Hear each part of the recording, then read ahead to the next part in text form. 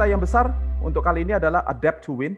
Kalau kita mau menang, kalau kita mau thriving, kita harus beradaptasi. Firman Tuhan katakan bahwa adalah kantong yang baru dibutuhkan untuk menerima anggur yang baru. Dan secara spesifik cerita tentang anggur baru dan kantong baru, topik kita yang secara spesifik hari ini berbicara tentang penjualan atau do you have sales, God sales. Oke, jadi kalau kalian sudah siap, kalian perlu mempersiapkan kertas kalian, pen kalian, sticky notes kalian, bring out your phone supaya kalian bisa mencatat karena ada banyak sekali wisdom yang kita akan pelajari bersama-sama pada hari ini. Ada 4 orang yang akan berbicara pada hari ini. Yang pertama adalah Esther Teja Sukmana. Dan Esther Teja Sukmana adalah seorang DL di JPCC. Dia juga adalah co-founder dan director daripada Kokumi. Yang kedua adalah Mia Dharma Raja Guguk. Dia adalah co-founder dan director master trainer daripada Energy. Dan kemudian yang ketiga adalah Aldo Rambi. Dia adalah vertical lead of Facebook companies. Dan yang keempat nantinya kalian jangan pergi karena nanti kita juga akan mendengar dari Ibu Gembala kita, yaitu adalah Angela Rahmat. Are you ready? If you are ready, give me some thumbs up, give me some wave, give me say I'm ready in the chat room so that I know that you are ready. Saya lagi tunggu sebentar. 3, 2, 1. Oh yeah, luar biasa. Kalian semuanya di situ. Luar biasa, luar biasa. So, panelis saya yang pertama dan pembicara saya pertama pada hari ini adalah Esther Teja Sukmana. Tadi saya sudah kasih tahu dia adalah co-founder dan dia juga adalah director daripada Kokumi. Tagline daripada perusahaan mereka adalah spread happiness dan dia juga adalah seorang kawan daripada kehidupan saya. So I want you to help me to welcome Esther right now. Give me your tepuk tangan, give me your thumbs up, and Esther, welcome. Halo, selamat pagi semuanya. Selamat pagi. Thank you, Esther, for being with us today. Ya. So, Esther, Kak. I want you to help me untuk cerita sedikit tentang Kokumi itu apaan sih? Pertama kali saya dengar Kokumi, saya lihat brandnya, saya pergi ke tokonya, saya lihat dan saya pikir Kokumi ini adalah brand dari luar negeri, tapi tidak taunya rupanya Kokumi itu sebetulnya adalah produk orang Indonesia dan produk dalam negeri. So, I am a user, I am a customer, I'm very proud. And saya mau memberikan waktu sedikit kepada Esther mungkin untuk menjelaskan sedikit tentang Kokumi, latar belakangnya, apa yang kalian lakukan, apa yang terjadi sebelum COVID-19, apa yang terjadi during COVID-19, dan apa-apa saja yang berubah, and whatever it is that you want. Please take it on. Di sini saya akan menjelaskan Kokumi dari latar belakangnya. Kalau kita dengar Kokumi, mungkin kita lebih kenal Kokumi adalah sebagai minuman boba atau minuman kekinian yang ada di masyarakat.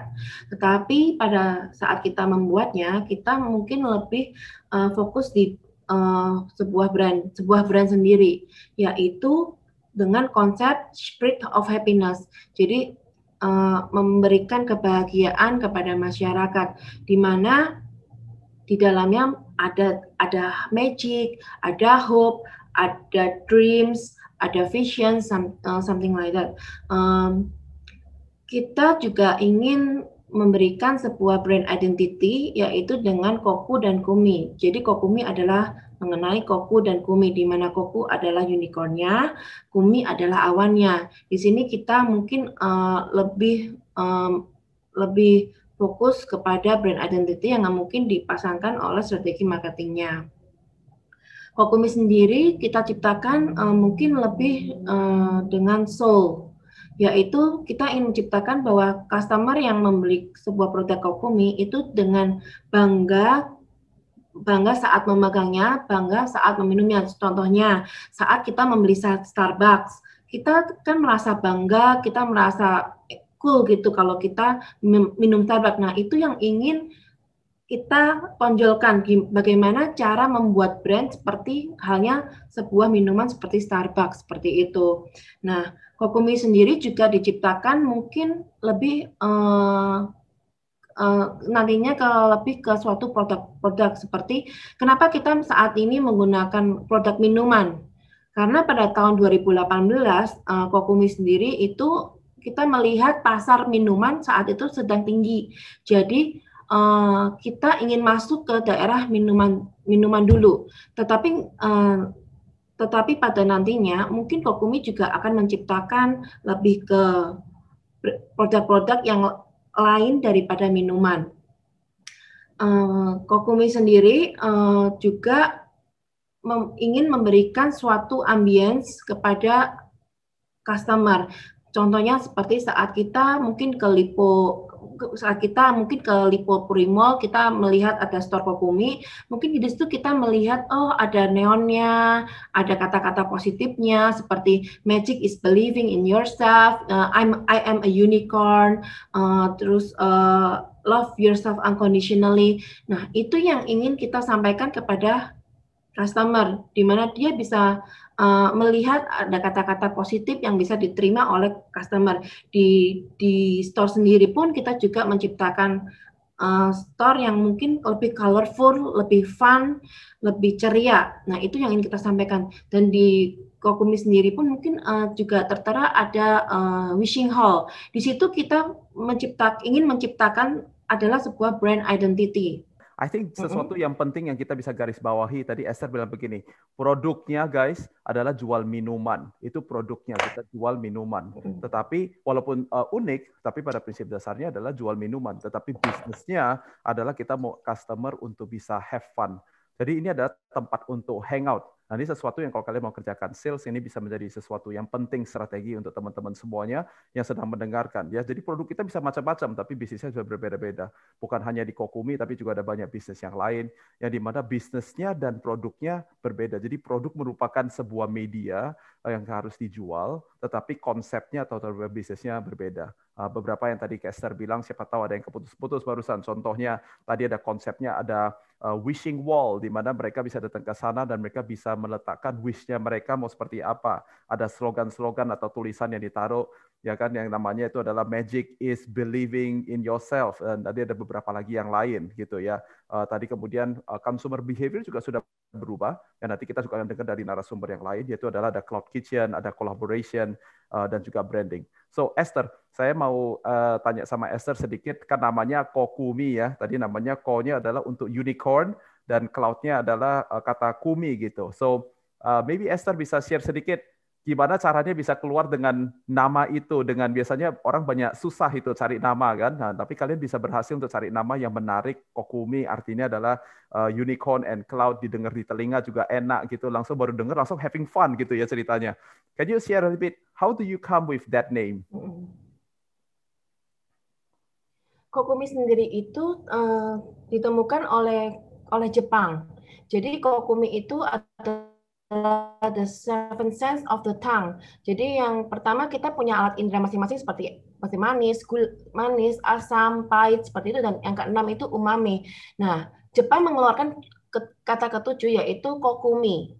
Jadi itu yang kokumi artinya sendiri itu kalau di Indonesia itu mungkin lebih kesempurnaan rasa, di mana saat kita mungkin membuat sebuah masakan atau minuman, itu semua ada rasa semuanya. Jadi ada rasa pahitnya, ada rasa asamnya, ada rasa manisnya, gurihnya, dan yang kalau yang umami yang ketujuh kokumi mereka keluarin seperti itu.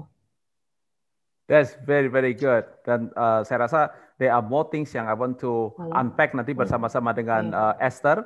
Tapi untuk sementara waktu, kita berhenti di sini terlebih dahulu, and then we come back to you in about like 15-20 menit dari sekarang. Right now, teman-teman semuanya, saya mau welcome narasumber kita yang kedua, yaitu adalah Mia Dharma Rajaguguk. Mia adalah co-founder daripada master trainer daripada Inergi, and it is a training company, dan dia juga adalah terlibat di pelayanan Treasures di JPCC. Dan dia cerita tentang branding, cerita tentang komunikasi. So Mia, you know, you are up. Hai, selamat pagi semuanya, rekan-rekan JPCC, apa kabar? Semua harapan saya adalah semuanya tetap sehat, tetap semangat. Apa kabar David? Luar biasa, yes. So Mia, hari ini kita mau cerita tentang God Sales, and I know that Mia juga ada training tentang sales, Mia juga ada berhubungan dengan banyak empowering women, juga terlibat di pelayanan Treasures di JPCC. You know, so I just want to give you the liberty, waktu yang tersedia untuk Mia untuk cerita sama kita dari pengalaman dan dari wisdomnya Mia. Oke, apa dulu nih yang diceritain? Apa dulu yang ditanya ini? Wah, kalau saya nanya, kita cuma tinggal berdua yang ngobrol, so I'm just gonna let you to impart us with your wisdom Oke. about apa yang Tuhan taruh di hati dan pikiran Mia pada pagi hari ini. Iya, thank you David. Ya, actually buat teman-teman GPCC yang belum tahu bahwa sebenarnya apa yang saya lakukan selama mungkin setahun lebih terakhir ini adalah saya punya bayi baru yang namanya Energy gitu ya, yang tadi udah disampaikan sama David adalah Energy apa kalau di teman-teman mungkin nanya. Jadi Energy ini sebuah perusahaan training yang bergerak di bidang soft skill tepatnya. Jadi komunikasi, kemudian leadership, kemudian personal branding, how to apa ya istilahnya business etiquette, bagaimana kita menampilkan diri secara profesional dan lain sebagainya. It's all about that. Dan Energy sendiri secara cepat saja berdiri di tahun baru 2019 Juni. Ya, actually kalau ditanya apakah gimana efeknya terhadap apa krisis pandemi ini di 2020, actually secara pribadi krisis itu udah dimulai dulu ya 2019. Ya, mungkin David secara singkat udah pernah dengar ceritanya. Jadi buat teman-teman yang belum tahu, 2019 yang lalu, tahun lalu persis, saya dipaksa untuk istilahnya memulai menjadi entrepreneur atau perjalanan hidup saya sebagai entrepreneur setelah 11 tahun saya bekerja di perusahaan training juga, tetapi milik orang lain. Tetapi di tahun 2019 Tuhan punya rencana yang beda. Ya, memang sekarang ngomongnya lebih gampang nih. Tuhan punya rencana yang lebih baik. Tapi pada saat mengalami, jujur aja pusing, nggak tahu mesti ngapain. Because actually saya bukan entrepreneur by plan or by design gitu ya. Yang saya inginkan, kerinduan saya, panggilan saya adalah sebenarnya membagikan knowledge, membagikan ilmu, apa yang saya tahu sekarang saya bagi. Gitu. Itu aja sih actually. Jadi itu yang berkaitan dengan Energy, baru setahun. Jadi saya belajar, nggak mau lagi fokus kepada kenapa kok begini, kenapa kok begitu. Setelah 11 tahun tiba-tiba disuruh menyelamatkan staff gitu ya, tanpa membawa satu lembar kertas pun. Jadi kita belajar bersama-sama untuk bangun ini secara lebih baik. Gitu kira-kira, David. Ya, jadi waktu pertama kali dimulai kesannya agak sedikit dipaksa, terpaksa, hashtagnya no choice kayak begitu ya. No choice. And time actually. ya dan teman-teman semuanya mungkin kalau yang udah kenal sama Kak Mia di sini ya kan dia adalah orang yang full of energy. Nah kan perusahaannya aja ada energy gitu ya kan. Jadi selalu penuh dengan energi. And even then when I know di tahun 2019 waktu Mia memulai energy, you know you were still positive, you were still full of energy. Ya kan, jadi mungkin saya yakin banget ada beberapa teman-teman di sini mungkin dalam posisinya mungkin dia merasa bahwa you know things are not going according to my plan, you know, atau sekarang saya terpaksa juga untuk bisa buka bisnis sendiri. How do you keep that energy? Atau how do you create that energy? Iya. Aku bisa rasa atau saya bisa rasa apa yang mungkin teman-teman semua di sini ngalamin sekarang ya, terpaksa mesti bikin bisnis dan lain sebagainya. But one thing for sure yang saya ada dalam hati saya waktu itu, walaupun ya stresnya masih ada, hampir setiap hari nangis selama sebulan, 2 bulan dan lain ya. Tetapi satu hal yang Tuhan taruh dalam hati saya, there is always a purpose in your presence. Itu sih. Itu hal yang buat saya tuh selalu menguatkan setiap langkah. Walaupun setiap kali saya selalu bangun pagi dengan berpikir, Tuhan tapi saya nggak tahu mesti ngapain. Karena saya nggak pernah kepikir dari kecil untuk punya bisnis, even kepengen aja nggak berani gitu kan. Jadi saya mesti ngapain nih? Jadi satu hal yang saya tahu bahwa ketika saya punya hati untuk berbagi buat orang lain, fokus saya tidak kepada permasalahan saya, tetapi bagaimana saya bisa memenuhi kebutuhan mereka. Itu sih. Wow, that is very important. Jadi kita fokusnya adalah memenuhi kebutuhan mereka gitu ya. Nah, tapi sekarang kan gini nih Mia, apalagi lagi sekarang kayak begini, jawabannya itu adalah yang paling penting ada penjualan gitu ya kan. Nah, so how do you balance? Topik kita juga hari ini secara prinsipnya cerita tentang bagaimana caranya kita bisa create a good sales kayak begitu ya. So pertanyaan saya adalah bagaimana caranya menyeimbangkan kedua pemikiran ini. Yang pertama adalah saya perlu jualan, apalagi dengan cara-cara yang baru. Mia adalah juga startup penjual yang baru seperti begitu. Tapi di satu sisi lagi saya perlu untuk memenuhi kebutuhan orang-orang. How do you integrate both of these needs, satu internal, satu untuk keluar? Ya, ya, hal yang pertama yang pasti yang saya lakukan waktu itu adalah cari tahu gimana caranya. Ya, seperti yang saya selalu senang dengan ungkapan dari Kofi Annan, knowledge is power. Ya, ketika saya punya knowledge, saya punya power untuk melakukan apa yang harus dilakukan. Termasuk bagaimana saya juga membagikan materi kepada peserta training. Waktu itu saya bilang juga knowledge is power. Jadi apa yang Bapak Ibu terima saat ini, anggap ini sebuah knowledge. Even mungkin selalu, oh ini kan udah pernah dengar gitu ya. Nah, sikap positif yang kita harus selalu miliki adalah nggak istilahnya apa ya, nggak merasa selalu tertuduh walaupun pasti jalannya itu dalam perjalanan itu nggak mudah.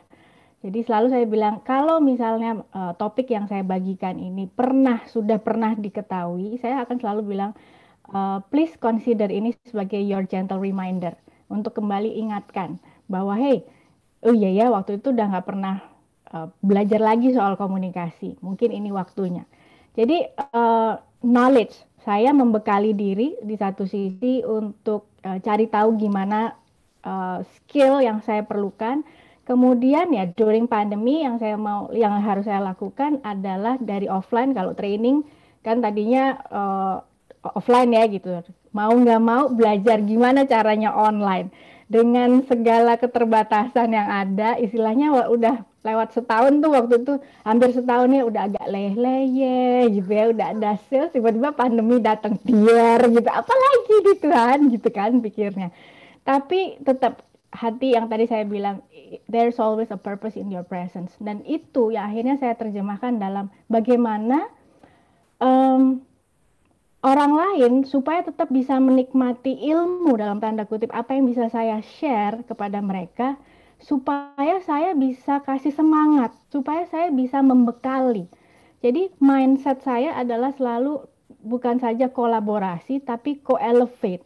Artinya saya bantu kehadiran saya untuk mengangkat. Mungkin dari sisi knowledge-nya, dari sisi skill, dari keterampilan mereka berkomunikasi, dari mungkin sekedar mengisi waktu luang karena semua bekerja di rumah. Ya kan? Jadi saya mau belajar ya mumpung ada waktu. Semuanya kan maunya awal-awal belajar ini dari situ sini ya kan, semua online. Nah, kita hadir untuk membekali mereka. Jadi mindset yang saya terapkan juga kepada tim adalah what can I give, what can I help, bukan what can I get. Luar biasa banget, biasanya orang selalu ceritanya kolaborasi, tapi Kak Mia hari ini ngajarin kita sebuah kata baru, kalian bisa tulis di dalam notes kalian, apa adalah co-elevate, dan kata kuncinya ya adalah apa yang saya bisa berikan, bukan apa yang bisa saya terima. Dengan kata lain, value saya harus lebih besar daripada harga yang saya charge gitu ya. Nah sekarang ini Mia, ini pertanyaan saya mungkin yang terakhir, kemudian saya mau memperkenalkan Aldo. Tapi Mia, saya mau tanya begini.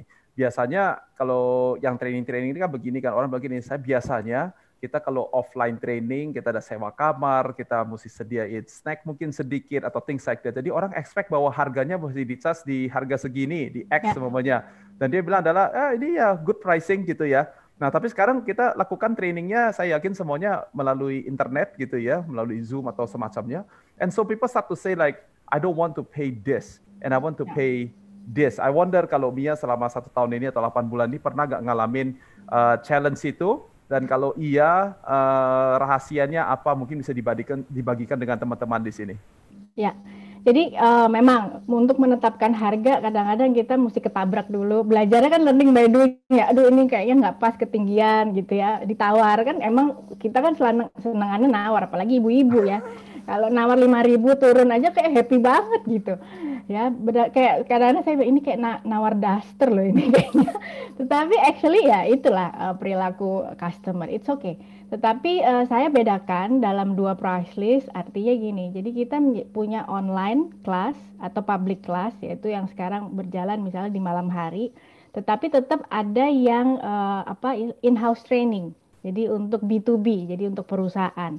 Tetapi walaupun sama online juga bentukannya. Jadi itu bedanya di harga. Kalau personal mungkin ya pasti lebih murah, dan karena durasinya cuma 1,5 jam sampai 2 jam. Jadi bite size lah ya. Jadi itu yang kita juga survei harga perusahaan-perusahaan serupa tuh kira-kira jual kelasnya berapa per packs. Nah, tetapi kalau yang in-house training atau B2B itu kita kan bundle. Jadi misalnya satu kelas itu untuk maksimal 20 orang atau 25. Nah, itu memang jatuhnya akan lebih mahal. Kenapa? Karena secara durasi juga lebih lama, bisa 6 jam online. Nah, tetapi kan kita nggak mungkin suruh peserta itu di depan komputer 6 jam gitu kan, lelah banget. Jadi kita mesti cari istilahnya ide yang kreatif, bagaimana kita tetap engage dengan games, dengan tugas. Habis itu kita kasih waktu tugas misalnya 1 jam, 1,5 jam. Habis itu kita kembali lagi dengan semangat yang sama, mesti beli mic yang bagus, lighting, green screen, semuanya kita istilahnya kita invest untuk supaya mereka tetap merasa fun, tetap merasa semangat gitu ya. Kalau face to face kan udah dapet nih feel ya, tapi online tuh emang agak challenge sih. Jadi itu yang harus dibedakan, B2C sama B2B price. That's very good. So sekali lagi adalah ceritanya, kata kuncinya kalau saya boleh summarize, is about value again. Kalau kita bisa give added value, kecuali kita terus bilang gini, zaman dulu saya jualnya begini, sekarang mau pandemi nggak pandemi, ada challenge nggak ada challenge, I don't care, I want to do it the same way, kayak begitu. Makanya nggak bisa jualan gitu ya. Betul. Tapi pada saat kita provide value-value yang dulu mungkin tidak perlu diberikan, tapi sekarang kita berikan, mungkin lebih ada kesulitan dan ada challenge dan ada kreativitas baru yang kita mesti bentuk. But as long as you create value, kita masih bisa menjualnya dan dengan cara yang baik. Ya. Satu hal yang mungkin saya mau tambahin supaya lebih menyimpulkan gitu ya. Jadi lebih kepada bagaimana kita being visible atau be present ya. Kita bombardir, istilahnya bombardir mereka semua dengan konten-konten yang positif, kelas-kelas yang istilahnya tips segala macam, itu yang kami lakukan melalui IG, Instagram Live, apapun lah pokoknya yang Mia dulu malu ngomong di depan kamera, sekarang harus hai, welcome to my channel gitu. Harus semua bisa ya, demi mengisi atau mengelevate semua yang dengerin kita ngomong gitu. Kemudian being clear with your purpose. Ya. Jadi kalau teman-teman ada yang kurang lagi lelah, letih, lemah, lesu, beban berat, ya, kembali ingat your purpose, your calling, your why. Kenapa kita melakukan ini? Saya percaya kekuatan akan segera ditemukan. Be clear to your purpose dan be consistent. Be consistent seperti tadi David bilang bahwa online, offline kualitasnya usahakan tetap sama ya, semangatnya tetap sama. Bahkan saya selalu bilang kepada rekan-rekan associate trainer yang lain juga, attitude-nya juga tetap sama walaupun ini online. Jadi semua bisa melihat bahwa kita offline atau online, value atau istilahnya brandingnya tetap harus sama. Itu sih. That's very good. Ini kalau semuanya udah ada Ibu Pendeta kalau bisa gitu, udah ada yang letih, lemah, lesu, berbeban berat, datanglah kepada. So Mia, thank you so much untuk sharingnya. I'm gonna bring Aldo in right now, but I will see you in a few minutes. Yes. Nah, pembicara kita selanjutnya teman-teman semuanya adalah Aldo Rambi. Aldo juga adalah teman baik saya dan dia adalah vertical leader di Facebook, yang artinya adalah dia memimpin beberapa industri. Saya tahu banking, telecommunication, kalau saya nggak salah otomotif itu juga di bawah daripada Aldo. Aldo hari ini akan berbagi kepada kita tentang consumer behavior dan technological differences. So if you can help me to welcome Aldo Rambi bersama-sama dengan kita. Hi Aldo, thank you for being with us today. Halo David, selamat pagi semua teman-teman di PCC Marketplace. Yeah, so Aldo, before you give a little bit about apa yang ada di pikirannya Aldo tentang Indonesia, I want to ask about give us a history about Facebook. Saya yakin banyak orang yang mungkin nggak tahu bahwa Facebook dan Instagram dan WhatsApp sebenarnya adalah satu keluarga yang sama. What are they doing in Indonesia? And then I would like to you to share with everybody tentang mungkin sebelum COVID-19, saya yakin kalau di Facebook mungkin udah dibagi menjadi beberapa tahapan gitu ya. Jadi apa yang terjadi dengan digital presence, if you may, di Indonesia? And share everything that God has already put in your heart and mind today. Go ahead, Aldo. Awesome. Mungkin izin David, kalau boleh sambil sharing karena saya juga ini cantumkan tadi a bit of Facebook di Indonesia seperti apa, dan tentunya hari ini kita juga akan belajar bersama. So, izin juga ke teman-teman semua, jadi saya sambil sharing presentasi ya hari ini, karena mungkin jadi kita semua bisa belajar. Karena kalau kita bicara mengenai platform sosial media, there are a lot to share, and I would like to make it as meaningful as I can for everyone here. So, okay. Jadi hari ini ada 3 hal yang saya akan share.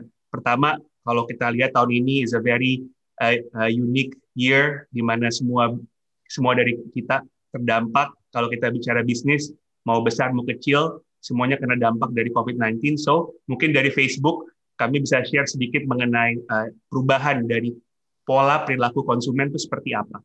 Nomor 2, karena di dalam keseharian saya membantu businesses untuk bisa menggunakan solusi kami. Mungkin bisa share juga apa sih best practice yang kami lihat dari bisnis di Indonesia juga, cara mereka merespon COVID-19.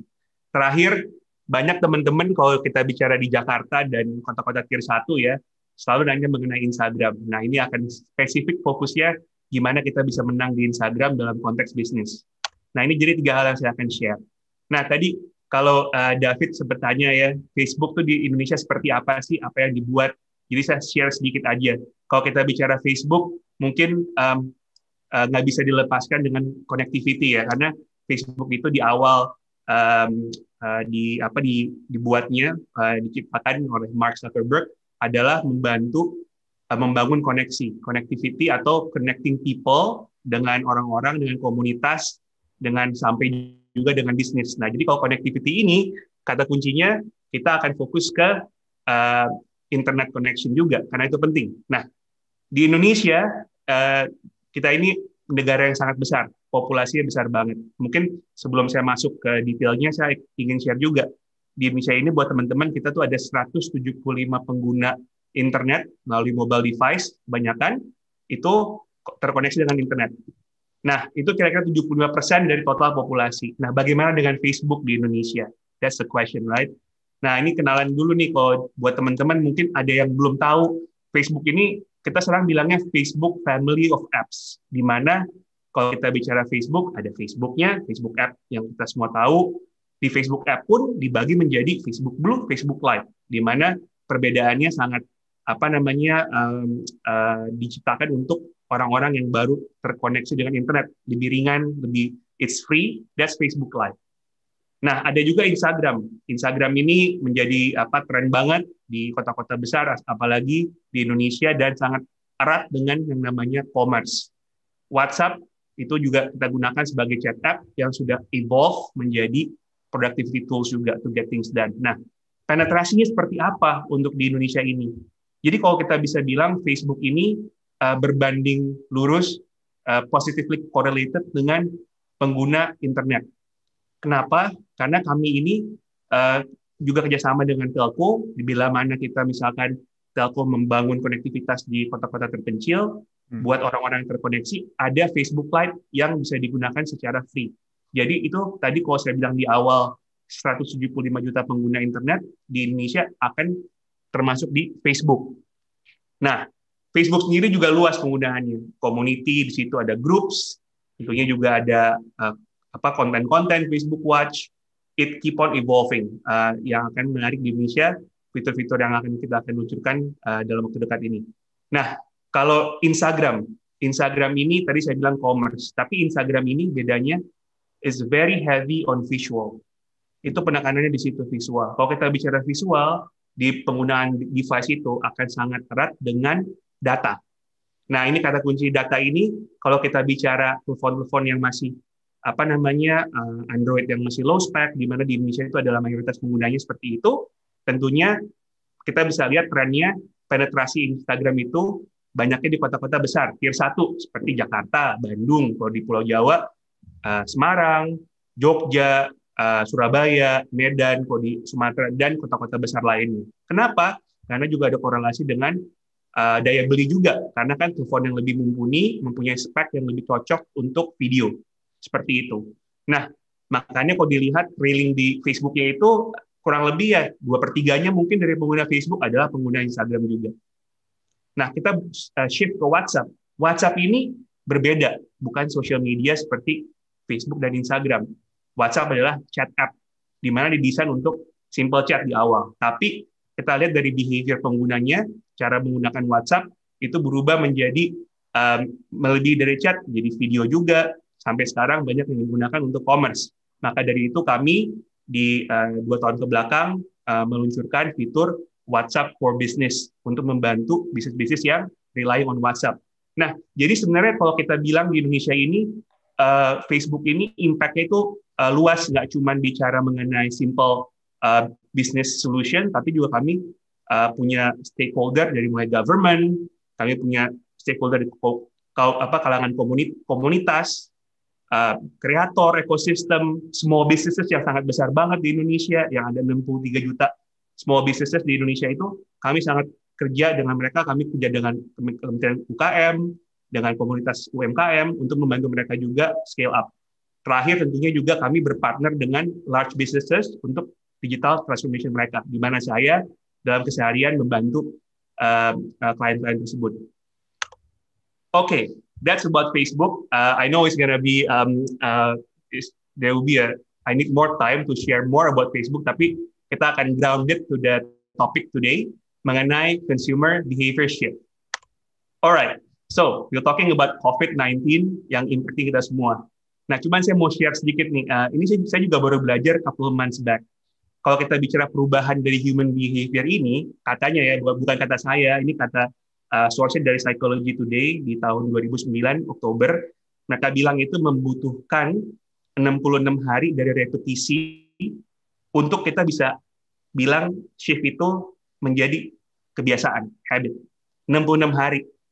Nah, tentunya kalau kita bicara COVID, perubahan ini, kehidupan kita tuh kira-kira dari bulan Maret ya, udah mulai lasting banget sampai sekarang, PSBB, orang di rumah aja, ini udah melebihi dari 66 hari. Maka dari itu kalau kita lihat, impact-nya pun udah sangat bisa dibilang, ya udah menjadi the new normal sekarang, karena perubahan tadi. Nah, seperti apa sih perubahan itu dalam konteks bisnis, dalam konteks consumer behavior? Kita lihat tentunya kalau kita bicara online, Indonesia ini udah negara yang maju lah, udah banyak penggunaan waktu mereka untuk melakukan belanja online.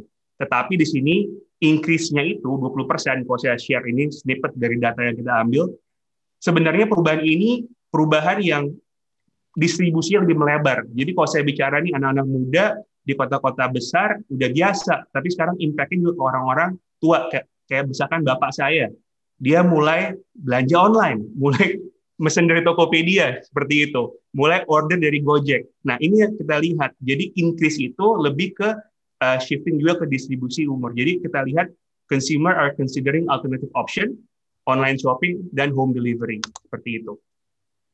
Nah, kalau kita bicara online shopping, ini juga yang menarik, ini data dari studi kami dengan Bain, kira-kira 2 bulan lalu. Kalau kita bicara online shopping ini, kalau teman-teman yang di e-commerce tahu banget nih, kategori yang paling tinggi itu pakaian, elektronik, personal care, beauty, itu tinggi sekali. Tetapi kalau namanya groceries, belanjaan seperti beli-beli makanan di kaleng, sayur-sayuran, minuman, itu sangat rendah di e-commerce. Karena itu kan orang lebih senang datang ke supermarket untuk beli, datang ke pasar untuk beli. Tapi sekarang naik. Dan naiknya ini kita ukur dari purchase frequency di bulan Mei sampai Mei, Juni, Juli ya. Mei, Juni 3 bulan kita lihat. Kita lihat ada kenaikan di sini nih. Teman-teman, naiknya itu double dari tahun sebelumnya. Jadi frekuensi orang selama 3 bulan belanja kategori groceries itu naik 2 kali lipat. 2 sampai 2,5 kali lipat dibandingin 2019. Nah, ini juga melihat distribusinya, persebarannya itu bukan cuma dari segi umur, tapi dari segi kategori. Sehingga kalau kita bicara meluaskan opportunity untuk orang-orang yang berbisnis online, para seller di sini. Nah, makanya kalau teman-teman lihat juga banyak yang sekarang jualan makanan, catering, groceries, produk-produk fresh products, itu banyak banget di platform online, bahkan di social media seperti kami. Nah, insight berikutnya, kalau kita bicara mengenai shifting dari consumer behavior, tentunya mereka juga punya rasa sense of safety yang lebih tinggi. Sense of safety ini mereka menjadikan ekspektasi ke produk dan jasa yang menjadi pilihan di market. Nah, ini beberapa insight di sini. Kalau kita bicara dari beberapa industri kayak asuransi, makanan, consumer goods, health and wellness, sampai banking pun, mereka ingin mendapatkan assurance mengenai safety tadi. Artinya kita bicara higienis, flow makanan, kita bicara mengenai orang-orang itu lebih sangat sadar kesehatan karena mereka nggak mau sakit. Jadi itu diinfuse menjadi ekspektasi yang tinggi dari consumer ke bisnis. Nah, dengan itu apa sih opportunity-nya? Oke, ada 3 nih besarannya. Opportunity-nya itu ada di pertama makanan dan minuman. Orang masih butuh itu, tapi mereka melakukan penekanan di safety. Jadi mereka demand dari yang kami survei lebih dari setengah. Safety itu adalah the biggest need. Jadi kayak cara penyiapannya seperti apa, ya delivery packagingnya seperti apa dan sebagainya. Bahkan di sektor insurance and banking pun tentunya kalau insurance sector itu lebih naik consideration yang tinggi dari consumer karena tadi bicara mengenai health and wellness. Ketiga, online business, nggak cuma e-commerce, tetapi tadi kayak Mbak Mia bilang dari training, kami juga melihat online education itu naik banget signifikan. Bahkan kami juga ada report yang melihat shifting-nya itu sangat tinggi untuk online learning karena banyak orang juga belajar dari rumah. Dan juga tentunya streaming konten. Makanya kan kalau di Indonesia kayak Netflix itu naik contohnya. Jadi ini adalah yang kami lihat trennya. Opportunity seperti ini. Nah, oke, saya shifting ke agenda yang kedua. Kalau kita bicara bisnis, saya rangkum nih teman-teman karena kita ada report yang cukup detail banget, tapi saya rangkum. Sebenarnya ada 3 hal sih dari bisnis yang mereka lakukan untuk merespon ke COVID-19. Bahkan kalau saya boleh lebih dalam lagi, responding itu udah lewat. Mereka tuh udah mulai respon kira-kira di bulan Mei, bulan Juni lalu. Sekarang mereka lagi mulai masuk ke path to emerging. Tapi waktu mereka respon, ada 3 pilar yang kita lihat. Pertama, mereka adapt customer communication. Kedua, mereka reimagine marketing strategy dan mereka mempunyai plan path to recovery. Nah, seperti apa? Kalau kita bicara dari communication, di sini ada beberapa key principle yang saya note. Tentunya be authentic, itu kita selalu lihat banget ya, kayak misalkan contoh ya kalau big business kayak Bluebird gitu ya, mereka authentic banget, mereka tetap in the delivery business, tapi mereka benar-benar infusing key messages mengenai hygienic safety, bahkan mereka juga went above and beyond dengan menjadi concierge untuk belanja. Jadi mereka authentic, they are staying true to their core business, then they're trying to expand sesuai dengan kebutuhan bisnis. Jadi itu yang penting. Kedua, maintain proactive and frequent contact dengan customer. Nah, kalau sekarang ini yang namanya konsumen lagi banyak pertanyaan, lagi banyak mungkin ada 2 tipe persona ya, yang mereka lagi tadi punya concern mengenai hygiene, tapi juga orang-orang yang baru masuk online, tentunya mereka butuh di-engage secara proaktif untuk bisa memberikan kenyamanan tentang online ini. Ketiga, set realistic expectation untuk customer. Nah, ini mungkin kalau kita bicara delivery contohnya. Buat beberapa bisnis, mungkin delivery itu nggak bisa secepat dulu, karena mungkin kena dampak dari supply chain. Nah, it's okay to set an expectation. Delivery will take 3 to 5 days. Rather than kita bilang 24 jam, tapi itu di-delay. Nah, itu yang akan mengganggu, merusak credibility dari bisnis. Keempat, kalau teman-teman memiliki customer service team, penting banget untuk provide training. Karena kita melihat adanya influx dari, kalau kita misalkan mempunyai chat presence, atau kebanyakan chat presence ya di WA, di IGDM, atau mungkin di channel lain, di sini mungkin bagaimana kita bisa train customer service agent kita untuk bisa lebih proaktif, dan juga bisa lebih sabar dalam merespon customer ya. Ini yang penting. Dan terakhir yang nggak kalah penting adalah reflecting on consumer feedback. Karena di sini banyak nuggets of insight yang bisa menjadi input untuk bisa improve your product.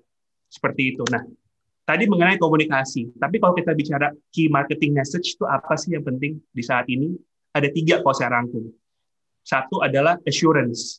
Karena kita ingin meyakinkan mereka, memberikan mereka rasa nyaman ya, kalau ini tuh produknya tuh benar-benar aman. Jadi mereka konsumen itu memiliki confidence yang lebih tinggi. Kedua, assistance. Kita mau membantu konsumen kita, memberikan mereka support atau alternatif. Misalkan offline tutup, delivery online. Contoh, saya suka satu restoran di Jakarta yang biasanya saya makannya datang ke restorannya tersebut. Nah, tiba-tiba waktu mereka PSBB kan nggak bisa makan. Nah, saya menemukan melalui sosial media, Instagram, mereka bisa di WA dulu, dipesan segala macam, terus mereka bisa arrange delivery dengan kurir ke rumah. Jadi kan itu sebenarnya memberikan assistance, membantu. Ketiga, action. Nah, ini mungkin terkait membawa experience yang baru menggunakan channel online, be that social media, e-commerce. Jadi itu mengajak mereka untuk tahu. Mungkin contoh yang konkret di sini, kalau lihat sekarang banyak banget UMKM, UKM, itu melakukan live stream untuk bisa ngajakin customer nanya langsung. Atau sekarang live auction di IG, itu juga naik. Jadi those are the key marketing messages yang bisa disampaikan ke consumer. Nah, terakhir di sini, when we talking about having a view untuk recovery ke depan, saya rangkum aja cepat di sini ada 4 pilar. Pertama, digital marketing enhancement. Sekarang adalah waktu yang tepat banget untuk kita mulai take inventory, untuk kita mulai enhance our marketing capability. Kalau tadinya kita di platform social media atau di e-commerce itu cuma kayak nice to have, sekarang kita pikirin baik-baik gimana kita bisa level up our presence dan juga level up our capability di situ. Dengan partner misalkan. Think about you want to build a stronger relationship dengan ecosystem of partners, such as media agencies or creative agency and so on. Product range innovation. Sekarang mungkin tadi related to the point about listening to customer feedback, is a good time to closely monitor those feedbacks and come up with mungkin improvement dari produk tersebut. Kalau contoh konkret industri kopi berubah packaging dari gelas ke botol. Ya, dan kita akan melihat juga ke depannya banyak inovasi di packaging to respond to the customer need in the new normal. Ketiga, channel evolution. We want to know about gimana kita bisa membuat customer experience itu tadi jadi lebih bagus, yang online, offline, offline, online. Seperti apa? Juga terakhir, building value chain resilience.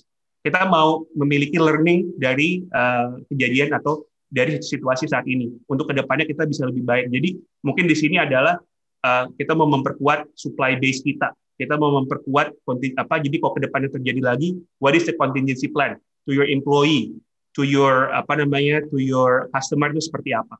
So build the value chain resilience. So those are the 4 pillars. Dan terakhir di sini, in the interest of time, I would like to share about the most practical part of my presentation today is about how to connect with people on Instagram. All right. When we talk about Instagram, Facebook, e-commerce, digital, what have you, I would like to bring to the point, it's not about the platform, tapi adalah how we can understand our customer journey.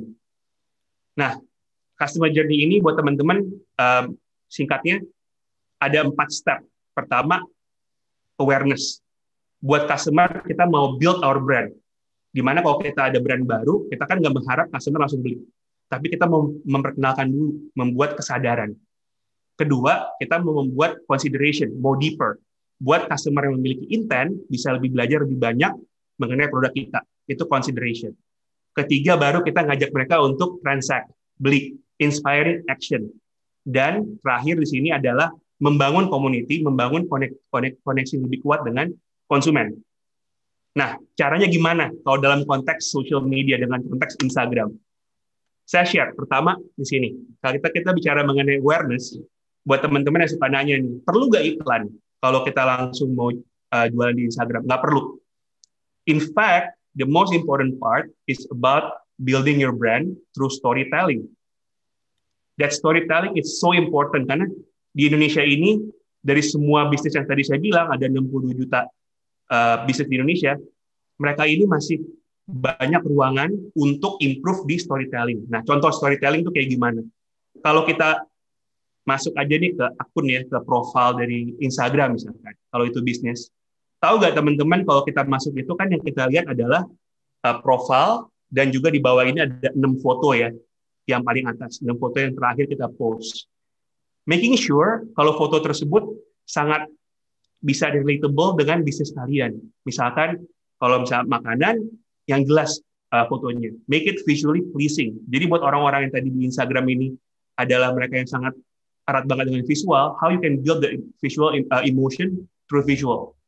Nah, banyak sekali bisnis tuh yang gambar-gambarnya itu cuma kayak text heavy. In fact, people like to see visual. So, make sure 6 foto pertama itu, kalau saya lihat, saya tahu ini bisnisnya makanan. Kalau mungkin itu makanan gampang, tapi kalau teman-teman ada bisnis training atau bisnis fashion atau apa, make sure it's consistent to your business. Yang kedua, explore tab. Nah, ini banyak yang nanya ke saya, Dok, gimana cara bisa keluar di explore tab supaya orang-orang bisa discover our business? The key is actually hashtag, tanda tagar. Nah, suka nanya ke saya, perlu berapa sih hashtag? Perlu nggak 10-20? Nggak. In fact, 3-5 udah cukup. Tapi 3-5 itu ada strateginya. Pertama, yang 3 pertama, yang makro. Mungkin kita coba cari hashtag yang gampang untuk orang-orang bisa discover. Misal, kalau jualan produk, bisnis, ada satu hashtag namanya hashtag bisnis anak muda. Itu kira-kira 2 juta lebih followernya. Nah, jadi dengan kita pakai itu, akan banyak orang bisa discover bisnis kita. Kedua, yang lebih micro, yang lebih sifatnya sesuai dengan bisnis masing-masing. Nah, itu mungkin butuh research. Jadi kalau saya boleh share, ada satu klien kami yang besar, kayak Gojek misalkan. Tim kreatif mereka itu benar-benar research setiap minggu, konten-konten receh, hashtag-hashtag receh yang relevan. Setiap minggu, nah mereka research, mereka cantumin di post mereka. Seperti itu. Nah, ketiga, bila mana memungkinkan buat teman-teman, bisa kolaborasi dengan influencer, ada juga note-nya. Bagaimana kita bisa mencari yang tepat. Nggak perlu yang mega influencer, tapi mungkin micro influencer. Nah, kami pun ada tools namanya branded content yang gratis untuk bisnis bisa tagging influencer mereka sehingga mereka bisa mendapatkan insights yang real time. Jadi kalau bicara influencer, mereka bisa tahu kalau influencer ini post, view-nya seperti apa, yang masuk ke website seperti apa. Jadi datanya itu lebih sesuai dengan tujuan bisnis, lebih meaningful seperti itu. Nah, ini tadi kalau kita bicara mengenai building your brand. Nah, berikutnya kita masuk ke level yang lebih dalam. Kita going deeper, yaitu consideration. Nah, ada 3 di sini yang kita bisa consider, yang kita bisa pertimbangkan. Pertama, kalau teman-teman udah tahu atau belum tahu, kita ada shopping on Instagram, itu seperti katalog experience.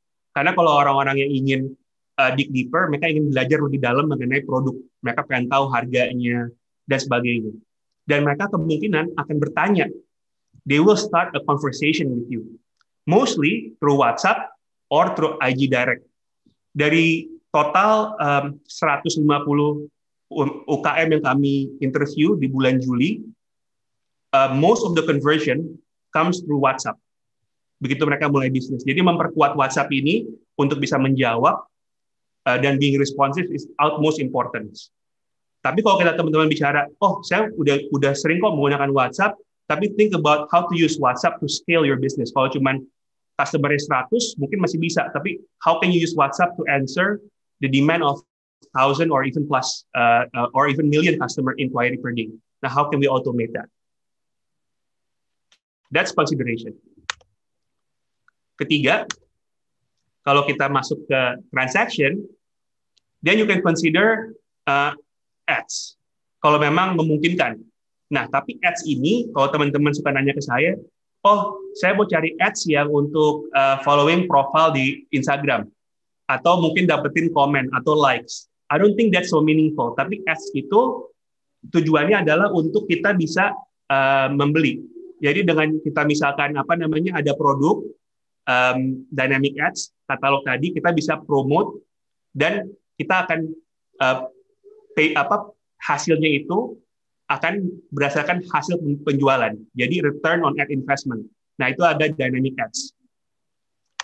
Terakhir, kita bicara mengenai fitur yang baru saja kami luncurkan. Masih dalam konteks transaction. Kita baru luncurkan fitur shops untuk di Indonesia yang kami buka untuk seluruh UKM atau seluruh businesses di Indonesia. Nah, ini sangat menarik banget. It's very exciting.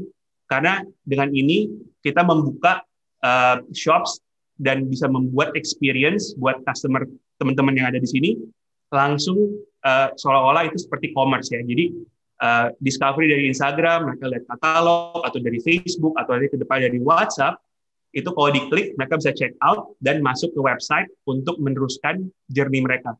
Nah, yang menarik dari sini adalah pertama itu simple untuk customer bisa get one unified experience across platform. It is also scalable kalau misalkan kita combine dengan ads. Ketiga is customizable. Artinya kita bisa showcase that experience based on the brand guideline yang teman-teman miliki. Nah, terakhir di sini yang nggak kalah penting adalah membangun komunitas. Jadi kalau kita membangun komunitas ini, di sini saatnya kita rajin menggunakan stories. Tapi stories ini kita gunakan bagaimana kita bisa posting konten-konten yang benar-benar meaningful dalam arti kalau saya sendiri lagi posting stories itu adalah yang sehari-hari saya lihat. Jadi jangan terlalu dikurasikan.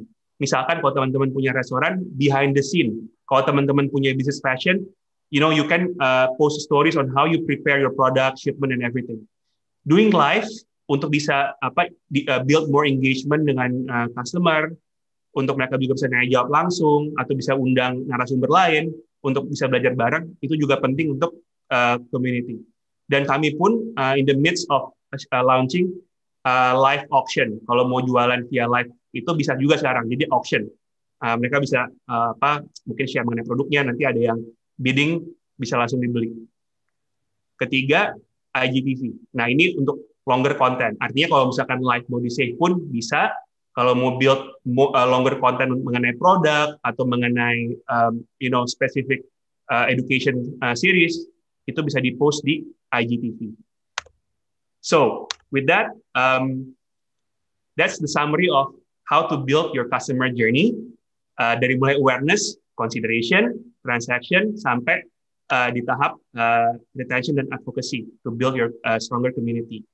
Dan I really know kalau sekarang ini nggak mungkin bisa diserap secara langsung in 15 minutes, tapi dengan itu saya juga ingin share ke teman-teman, semua yang saya share tadi itu bisa dipelajari dari facebook.com business/learn, atau bisa juga di Google aja Facebook Blueprint. Nah, with this you can actually learn at your own pace.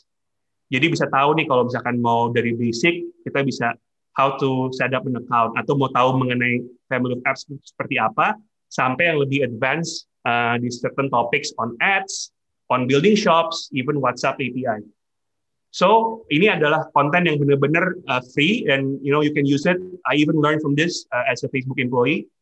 So jadi there you go, Facebook or Facebook Blueprint. You can Google that. Wow. There you go. So lastly, buat teman-teman, I know it's not an easy time. We are all learning together, but this is where I want to close the session.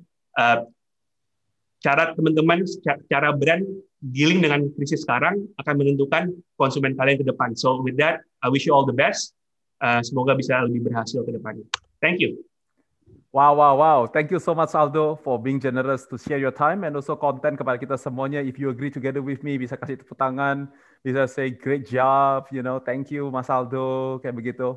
Dok, saya rasa pertanyaannya juga udah banyak. Jadi I'm not gonna discuss anything further together with you. Instead, I'm gonna invite back Mia dan Esther untuk bergabung bersama-sama dengan saya sekali lagi. And I like to do some discussion bersama-sama dengan kita semuanya. So welcome back Esther, welcome back Mia. So ada satu kata yang saya tangkap bersama-sama dari apa yang kalian bertiga semuanya sharing bersama-sama, yaitu adalah satu kata, yaitu kata giving, kata memberi gitu ya. Jadi kita pertanyaan adalah God sales, tapi I think like if we want to spin pertanyaannya sedikit, pertanyaannya menjadi gini nih, bukan God sales, tapi adalah do you got your giving gitu ya. Nah, sehingga pertanyaan saya pertama-tama begini, contohnya kita langsung pick up dari Aldo aja. Tadi Aldo bilang adalah, kita banyak itu yang di-give tuh. Kita bikin profilnya, kita bikin desainnya yang bagus, kita bikin IG story-nya, kita bikin, semuanya kita bikin. Tapi kan nggak otomatis langsung jualan gitu. Sama juga dengan Esther gitu. Esther tadi bilang givingnya apa? Kita sediain nih wall, bisa ada tulisannya. Gitu. We do a lot of different things yang nggak ada hubungannya dengan jualan satu gelas daripada minuman kita sebetulnya. Tapi you are giving, right? Dan orang yang melakukan belum tentu dia beli, atau dia mungkin belinya satu kali tapi nggak beli terus-menerus. Sama juga untuk Mia apalagi. Pasti memberikan banyak konten-konten yang gratis, webinar, konten di Instagram and all those things. Jadi pertanyaan saya pertama buat kalian bertiga, yaitu adalah kapan kita tahu bahwa ini adalah gift, tapi sampai di titik apa? Sebenarnya saya sudah banyak posting, saya sudah banyak giving, tapi belum terrealisasi dalam bentuk penjualannya belum keluar. Maybe you can share tricks yang kalian lakukan atau pandangan kalian tentang ini. Maybe I'm gonna invite Mia terlebih dahulu untuk bisa berbagi dengan kita.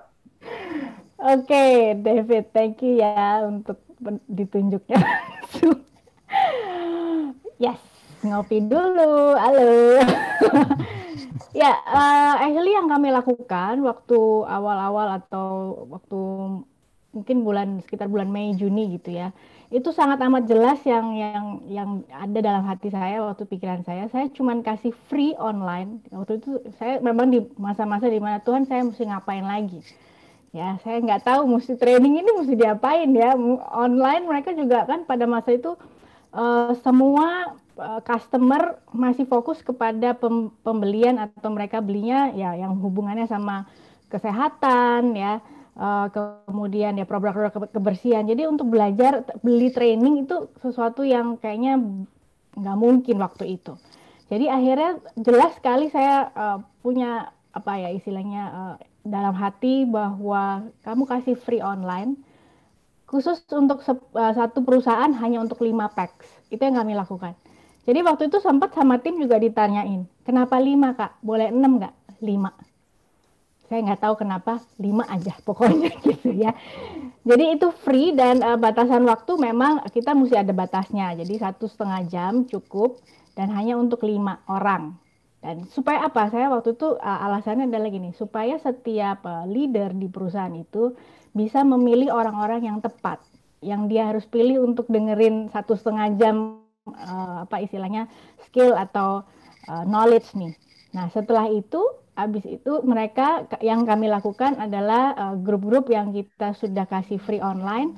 Kita kumpulkan ada master list istilahnya gitu ya, peserta-peserta. Kemudian nah setiap hari atau bukan setiap hari sih, maksudnya secara berkala kita selalu bangun engagement kepada mereka. Jadi apapun yang kita ada informasi terbaru kita selalu kasih ke mereka. Nah tujuannya adalah ya supaya ngobrol aja awalnya, jadi kita nggak datang-datang tiba-tiba gue mau jualan dong kan, gitu nggak enak ya.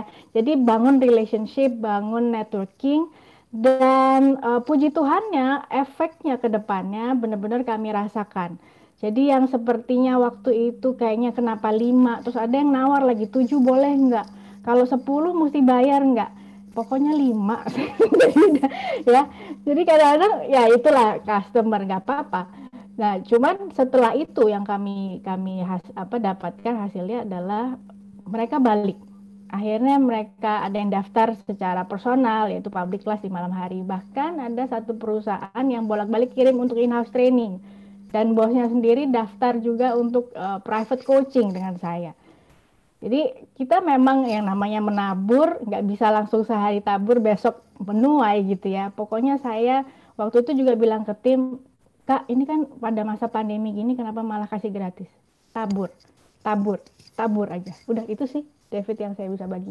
Wow, very good. Esther, what about you? Apakah ada challenge untuk memberi di dalam khususnya masa-masa pandemi ini, atau apa yang mungkin 1, 2, atau 3 hal yang Esther lakukan secara berbeda antara sebelum COVID-19 dan during COVID-19? By the way, Esther ini bersama dengan Kokumi sekarang ada hampir 80 cabang, jadi bertumbuh justru during 2020. So we want to learn from you, Esther, what did you do different from other people? Dengan adanya pandemik ini, Kokumi sendiri meresponnya dengan berinovasi dan berkreatif sebanyak mungkin dengan mengeluarkan RTD 1 liter dan mengeluarkan Kokumi DIY, do it yourself, di mana customer dapat membuat boba di dalam rumah. Kedua, mungkin Kokumi lebih menciptakan menu baru yang menarik konsumen tentunya. Yang ketiga, Kokumi lebih fokus ke penjualan online seperti GrabFood, GoFood, dan memanfaatkan cloud kitchen. Karena pada saat itu mall-mall di awal pandemik semuanya tutup. Jadi kita harus mengandalkan cloud kitchen seperti Grab Kitchen, di mana itu ada beberapa wilayah yang dibuka. Jadi saat itu kita langsung menjual minuman kita melalui cloud kitchen ini. Yang keempat, kita juga membuat promo-promo yang menarik kepada customer, dan kita membuat Instagram kita mungkin lebih menarik, lebih berinteraksi kepada customer. Seperti mungkin dulu kita dengan adanya pandemi ini, kita juga membuat jingle Kokumi, di mana jingle itu kita kompetisikan. Jadi ada dance with jingle Kokumi. Saat ini karena ada tema Halloween, kita juga melakukan interaksi seperti make up Halloween competition seperti itu. Thank you Esther for sharing. Jadi kita langsung lempar bolanya karena langsung disebut-sebut kita ada Facebook marketing, ada Instagram ads gitu. Jadi kita tanya sama yang yang memberikan akses. Kira-kira, what do you think? Banyak orang yang sudah bikin konten, give, and orang bilang gini, kalau udah di giveaway kasih free terus, apa alasannya mereka mau beli barang dari kita, Aldo? Nah, gimana Aldo? Aldo? Mungkin akhirnya komen ya, mungkin nggak bisa komen kalau free itu akan always translate to sales, tapi mungkin lebih dalam konteks menjawab keraguan dari potential consumer, right? Tadi kan mereka sekarang kan pengen tahu nih seperti apa sih produknya dengan yang dulu dan sekarang perbedaannya. Mungkin with free trial atau free products itu akan membantu untuk menjawab keraguan mereka. But I think yang kita lihat dari tren yang ada di beberapa bulan ke belakang ini, apalagi di pertengahan tahun tuh kuat banget, it's all about social impact to the community, it's all about the community, apa yang bisnis lakukan untuk membantu komunitas gitu, yang mereka ada. Mungkin itu sih, dan itu nggak selalu dalam konteks giving a free product, tapi juga mungkin membantu untuk ngajarin learning, teaching ya, kalau misalkan tadi ya, certain topics, atau mungkin membantu UMKM yang lebih kecil ya kan, itu yang kita lihat banyak dilakukan gitu, seperti itu sih. And I think it's still konsisten. Jadi orang ini sekarang di saat pandemi ini lebih punya empati yang sangat tinggi, mereka want to help out in many different way. So itu sih yang kami lihat sih secara konsisten, apalagi kalau di social media kan it's all about connection, right? It's all about community kan. Itu yang konsisten banget sih in the past 6 months. Yeah. Okay, that's very good. Thank you for sharing. Nah, sekarang saya ada pertanyaan lanjutan. Dia itu adalah kalian semua juga cerita tentang sesuatu sebetulnya yang mungkin saya mau kasih topik besarnya, namanya adalah alternative option, gitu ya. Jadi the fact is that customer kita mereka bisa memilih dari begitu banyak contoh-contoh kayak begitu. Tadi Aldo juga cerita tentang kita mesti tahu kita mau kasih cerita kita apa. What is your story? Cerita itu yang menajamkan option yang kita bisa berikan. Tapi kan masalahnya begini nih, bagaimana saya mendapatkan angle itu? Gimana saya bisa mendapatkan bahwa this is my alternative option yang saya bisa bagikan istilahnya ya kepada para potential customer kita. Aldo, you want to start? Alright. Building story ya. Kalau dari segi tadi ya, kalau di ilmu marketing saya belajar funnel paling atas itu tadi untuk buat awareness dulu ya. Mungkin pertama konsistensi dulu, frekuensi. Banyak yang sering nanya, ini saya posting di sosmed, kok nggak ada yang like gitu ya kan? Kok nggak ada yang komen? Mungkin konsepnya itu adalah yang penting adalah bagaimana kita bisa menjangkau target audience dengan frekuensi yang tepat. Nah, itu misalkan kalau kita posting itu lebih konsisten dulu. Penting menjaga konsistensi. Nah, di situ konsistensi itu bisa dibagi dari beberapa hal ya kan, dengan format yang berbeda-beda, menggunakan stories, feed, hashtag, and so on, discover. Kedua, juga mungkin mengajak komunitas ya tadi ikut serta dalam arti kalau ada acara community atau apa, ikut serta building their presence di situ. Nah, yang funnel berikutnya nih, yang tengah adalah consideration tadi. Mulai aktif untuk kalau ada yang nanya dijawab gitu. Tadi membuka akses untuk orang bisa reach out to you, right? Because typically people like to reach out di Indonesia itu nggak selalu di komen atau yang kebuka. Mereka pengen one on one. That means your WhatsApp or IGDM atau what have you di situ channelnya. Being responsive. Terakhir adalah mungkin membangun real time interaction. Kayak misalkan kalau kita bicara live ini sekarang di Instagram yang kita lihat kenaikan orang yang tiba-tiba jadi doing live stream itu kayak exponential. I can relate to many people yang ada di sini juga mungkin ada yang suka live stream ya kan. And that's good gitu, karena jadi kita benar-benar kayak memberikan akses untuk orang tanya langsung. I think itu sih sebenarnya di Indonesia ini kita sangat kolektif banget, kita sangat community driven. Bahkan kalau mau ngomong jualan juga, is actually commerce that is powered by community. Itu yang penting, yang kita harus tahu. Jadi bangun komunitas itu saya rasa yang sangat penting sih dengan the right narrative. Ya.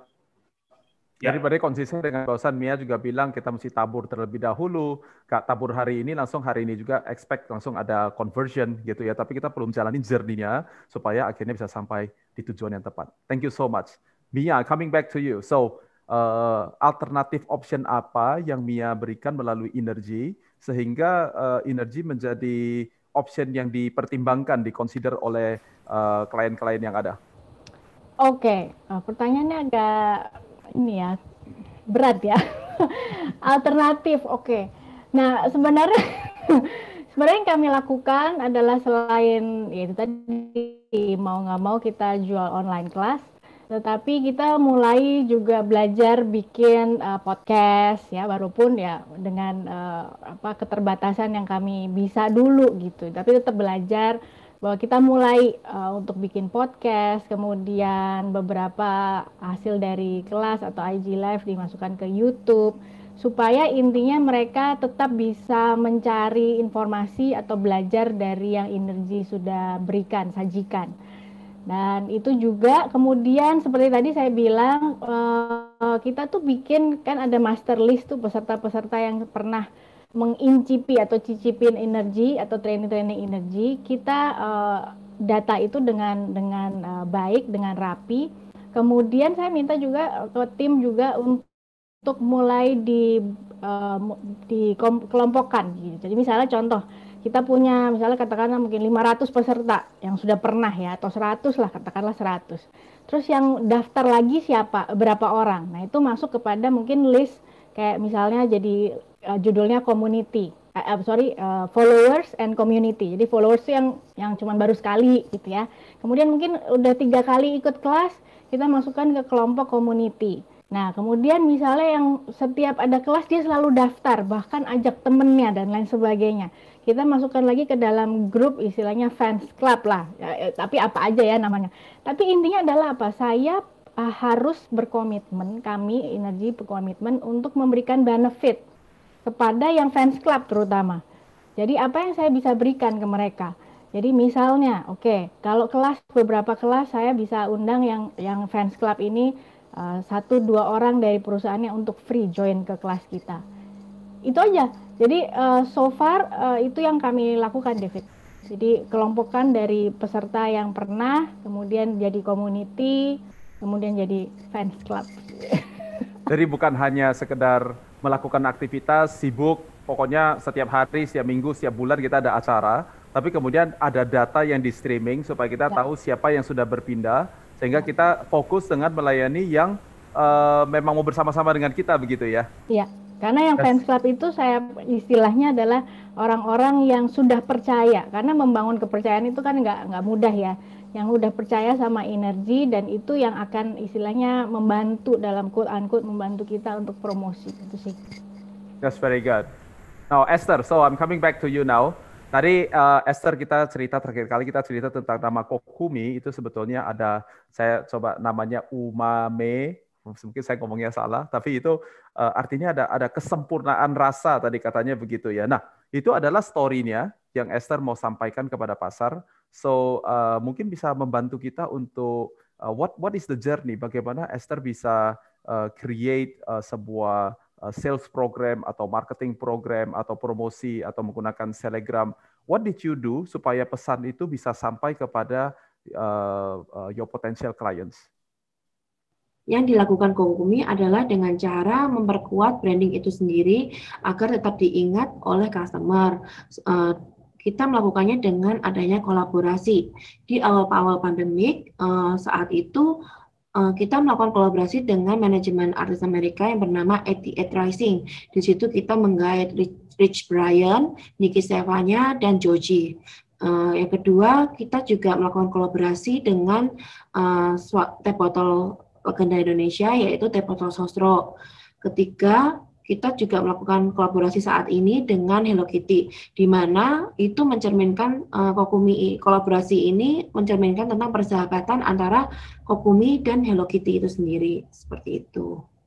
Dengan adanya kolaborasi ini, itu memperkuat brand identity itu sendiri dan tentunya juga meningkatkan sales di store-store kita, seperti itu. So Esther, saya ada pertanyaan lanjutan dari sini.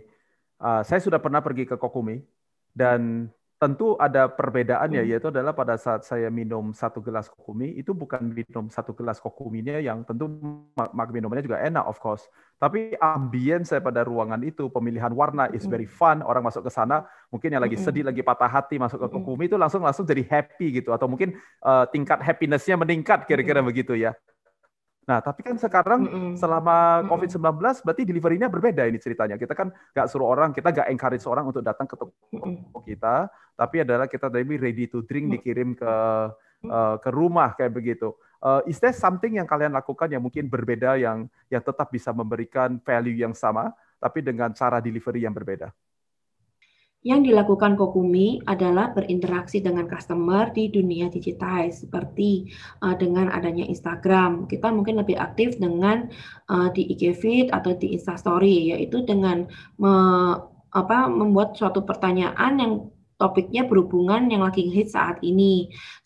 Kedua, kita juga memunculkan Star of the Month. Jadi kita memilih dari anak-anak yang berprestasi seperti mungkin orang-orang yang ahli di dunia make up, di dunia perkulineran, di dunia bisnis. Nah, kita membuat suatu profil orang-orang ini untuk menjadi suatu contoh atau role model untuk para Kokumiers seperti itu. Yang ketiga, kita juga aktif di YouTube. Jadi kita sebelumnya kan kita buat video klip yang kadang kita cuma munculkan di Instagram. Sekarang di YouTube kita juga membuat hal itu untuk disiarkan di YouTube juga. Jadi di situ ada jingle Kokumi, di situ ada jingle waktu itu ada menu-menu baru yang keluar. Itu kita keluarkan di YouTube juga. Yang ketiga yang saat ini kita lakukan adalah kita lebih fokus juga di website, di mana di website itu ada profil-profil tentang Kokumi, ada story Kokumi, ada cerita tentang ada cerita tentang blog, yaitu menceritakan tentang Koku dan Kumi, menceritakan history of Okinawa, minuman yang saat ini lagi trending, seperti itu aja. Wow, very good, very good. So, saya ini kan berasa saya jualan produk ya, jadi barang yang bisa dilihat. So now let's try it di dunia jasa atau dunia service. So I'm gonna go back to Mia sekarang gitu. Kalau biasanya kita offline training gitu ya Mia ya, kita pakai pakaian yang tepat, kita rambutnya pasti nggak acak-acakan, ya. Jadi we have to do something supaya delivery kita sampai kepada orang-orang yang kita mau gitu ya. Kalau mau pakai ayat Alkitab sendiri katanya Tuhan melihat hati, tapi manusia melihat rupa gitu ya. So my question for you Mia, delivery-nya mungkin berbeda, hasilnya tetap sama. Apa yang berbeda antara offline training dengan online training? Secara spesifik mungkin kalau ada teman-teman yang mereka mesti jualan dengan melakukan sales call atau mereka harus melakukan training seperti Mia dan mereka perlu lakukan itu secara online. Kira-kira apakah ada guideline tertentu yang you like to share with everybody? Iya, jadi memang challenge-nya adalah kalau di training kan kita kalau di kelas ada role play, ada games gitu ya. Jadi challenge-nya sekarang bagaimana mereka di online ini juga bisa games.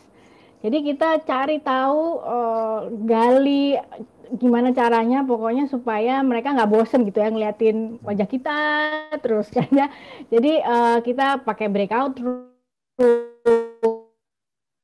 kemudian pakai misalnya link, semua pokoknya apa yang ada yang kita bisa lakukan kita tuangkan melalui online itu sih David. Jadi engagement-nya tetap tetap harus bisa di maintain. Memang kalau ditanya gini, kenapa online, kalau ada yang nanya gini, online berarti harga trainingnya lebih murah dong. Itu sedih ya sebenarnya saudara-saudara. Ya, karena kita karena kita pakai otak itu harus lebih kreatif, gimana supaya istilahnya, karena kan kalau saya bilang energi itu menular. Jadi nggak bohong bahwa sometimes ada momen-momen di mana saya mati gaya deh, saya mesti gimana. Tapi ya itu tadi, kembali kepada your why. Kalau kita tahu purpose, panggilan, dan lain sebagainya kenapa kita lakukan ini, semangat itu balik lagi. Jadi gimana caranya supaya, halo apa kabar semua, udah ngopi gitu kan ya. Dan mungkin enaknya kalau online adalah saya selalu sarankan mereka, oke, jangan lupa bawa kopinya atau cemilan atau snack apapun, kita bisa belajar sambil ngopi bareng gitu. Jadi dibikin santai, suasananya dibikin fun, itu sih David. Okay, so I still have question for you, Mia. Ya. Kesalahan apa atau pengalaman paling lucu seperti apa selama 6 bulan belakangan ini melakukan training secara online? Oke, apa ya yang lucu? Gak apa-apa, boleh ngomong apa aja kok. Laptop saya mati tiba-tiba. Itu lucu atau nggak lucu sih sebenarnya waktu itu. Saking semangatnya karena hari itu ada di pagi hari ada kelas juga, habis itu malam juga mesti ngajar, jadi udah nggak kepikir untuk laptop ini baterai mau habis, jadi kayaknya udah berusaha untuk charging sebelum kelas malam gitu, udah tengah-tengah ngajar, tiba-tiba mati jelek. Gitu kan. Jadi ya tetap sekali lagi, nah tipsnya adalah kadang-kadang kita kalau udah sesuatu yang kita di luar kontrol kita terus langsung kemudian sorry ya, semangatnya langsung turun kan, bete. But I guess apa yang saya pelajari adalah ya tertawain aja kesalahan, kebodohan sendiri. Aduh sorry ya, tadi laptopnya mati, maklum lah mama lupa ngecas, aduh ini terlalu canggih dan lain sebagainya. Akhirnya semua ketawa, ya udah kita lanjutin aja. Itu sih David. Ya, belajar untuk menertawakan diri sendiri, kira-kira begitu ya. Betul. So, Mia, saya mau ada satu pertanyaan lagi untuk Mia, yaitu adalah you are a womanpreneur, baru mulai tahun 2019, so congratulations. Ya, welcome to the world of entrepreneurs, kira-kira. Yes. So, kebetulan banget baru mulai, gak lama kemudian kena COVID-19, bisnisnya langsung berubah secara total, kayak begitu. So, do you have a message yang bisa diberikan kepada entrepreneur, tapi mungkin saya kepingin Mia untuk share secara spesifik kepada mungkin womanpreneur gitu ya, yang memang kepingin jadi womanpreneur atau yang sekarang ini dalam posisi terpaksa jadi womanpreneur kayak gitu. Do you have a message for the ladies? Yeah, actually, especially for the ladies ya. Okay. Yeah, sometimes mungkin kalau kita bicara tentang wanita, struggle-nya lebih banyak. Ya, karena di tengah-tengah kita harus lead the business, kita harus bikin bisnis itu tetap jalan, mungkin kita punya tim yang harus kita urusin dan lain sebagainya. But in another way, kita ada family, ada suami, ada keluarga, ada anak dan lain sebagainya yang sama-sama melakukan online, semuanya dari rumah. Ya, tipsnya adalah nggak apa-apa punya ambisi. Jadi jangan selalu punya stigma bahwa wanita dan ambisi adalah konotasi yang negatif. It's okay, but tapi hal yang kita perlu sadari atau kita perlu ingat adalah pakai ambisi itu adalah sebagai goal atau your purpose. Dan jangan lupa live as you climb. Artinya adalah ketika kita maju, jangan lupa ajak yang lain, empowering yang lain juga. Seperti yang tadi saya bilang bahwa ada satu ungkapan, when we are focused only on ourselves, we can be blind to the cares of others. Sometimes kita terlalu fokus terhadap masalah yang kita hadapi sendiri, sehingga kita nggak lihat kiri kanan bahwa mereka juga perlu bantuan kita. Yes, seperti apa yang saya ada hari ini adalah bukan karena saya udah sukses melakukan atau bertahan di pandemi ini, but I'm still learning from Aldo, from Esther. Ya, Aldo banyak bantu juga energi, thank you so much.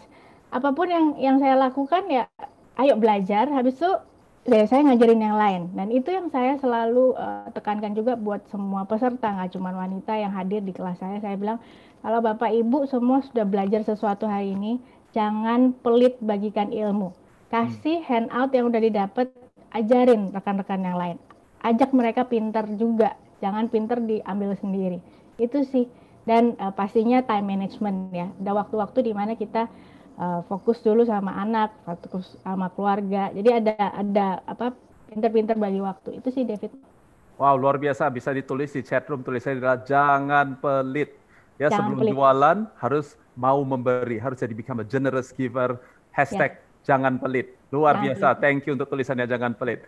Aldo, coming back to you. So here's my question, yaitu adalah yang mana yang lebih penting? Apakah it's about punya 10.000 follower, punya 100.000 follower, punya 1 juta follower, atau it's about retention? Tadi Aldo menggambarkan dengan jelas tuh customer journey-nya, mulai daripada orang aware sama kita, and then mereka consider kita, kemudian mereka bertransaksi dengan kita, mereka menjadi orang-orang yang loyal sama kita, if you may, dan akhirnya mereka melakukan advokasi.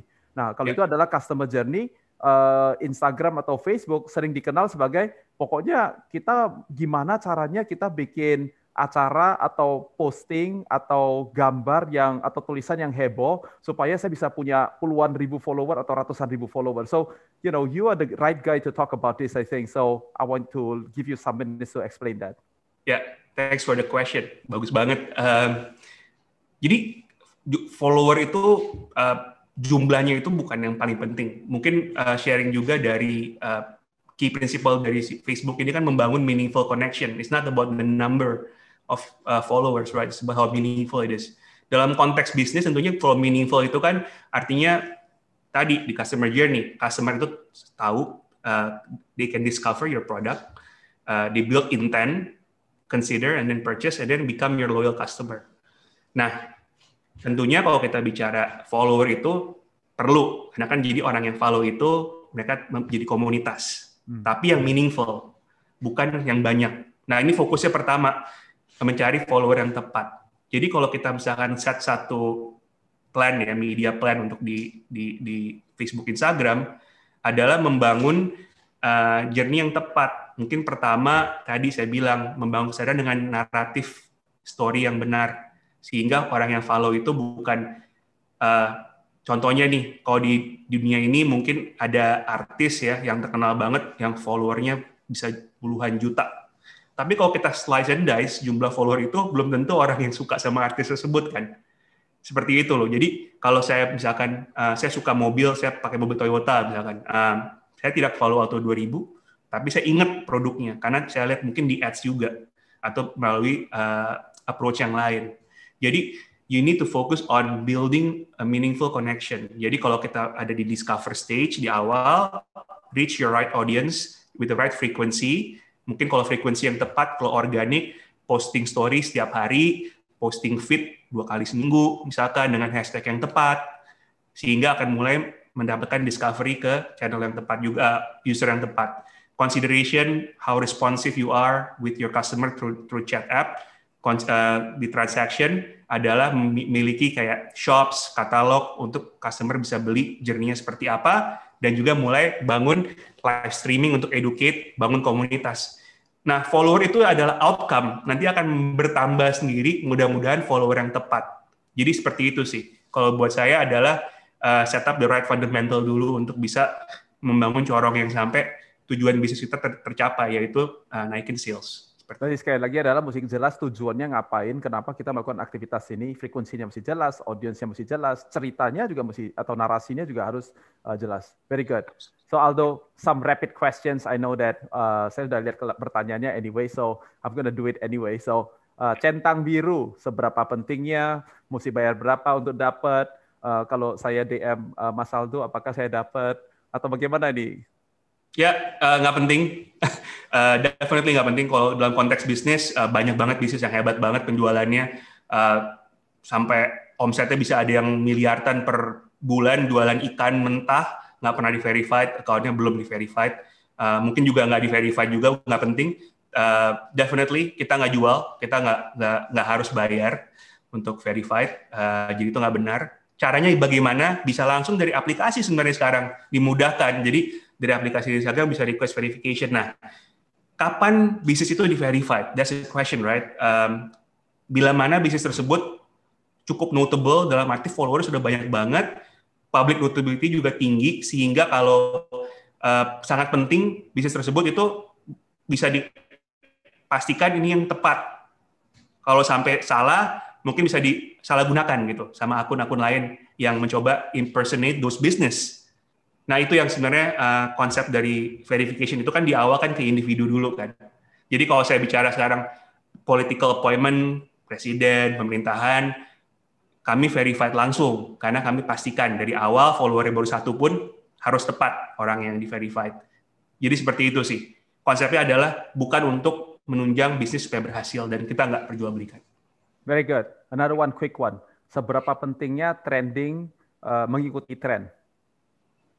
Oh, yeah, I think it's very important karena jadi kita memperbesar kemungkinan di discover. Karena tadi di social media is discovery commerce, bukan commerce yang di search. Kita nggak search, tapi kita discover produk itu. Jadi hashtag yang tepat, posting konten yang tepat dengan naratif yang tepat is very important. Very good. Jadi kalau untuk discovery, tren itu sangat baik sekali. Alright. Yes. Okay. So last question for you, Aldo. Yaitu adalah you are a professional. As I know you, you have been a professional all your life. What is your message untuk teman-teman mungkin yang pengusaha yang rasanya lebih enak jadi kayak seperti Aldo gitu ya, jadi profesional, atau ada profesional yang kadang-kadang masih gundah gulana, masih merasa adalah saya kurang berharga gitu ya. Kenapa saya cuma profesional? Kenapa saya bukan pengusaha? But I know that you have been a professional and you are a successful professional for that. You're really good in your job. What is your message for these people? Oh, I say amen to that, David. Thank you untuk encouragement-nya. Buat teman-teman, I don't know if you are a businessman or if you're a professional, mungkin buat saya bukan menjadi acuan pertama ya. Yang saya belajar adalah, I think find what you like. I think the passion, right?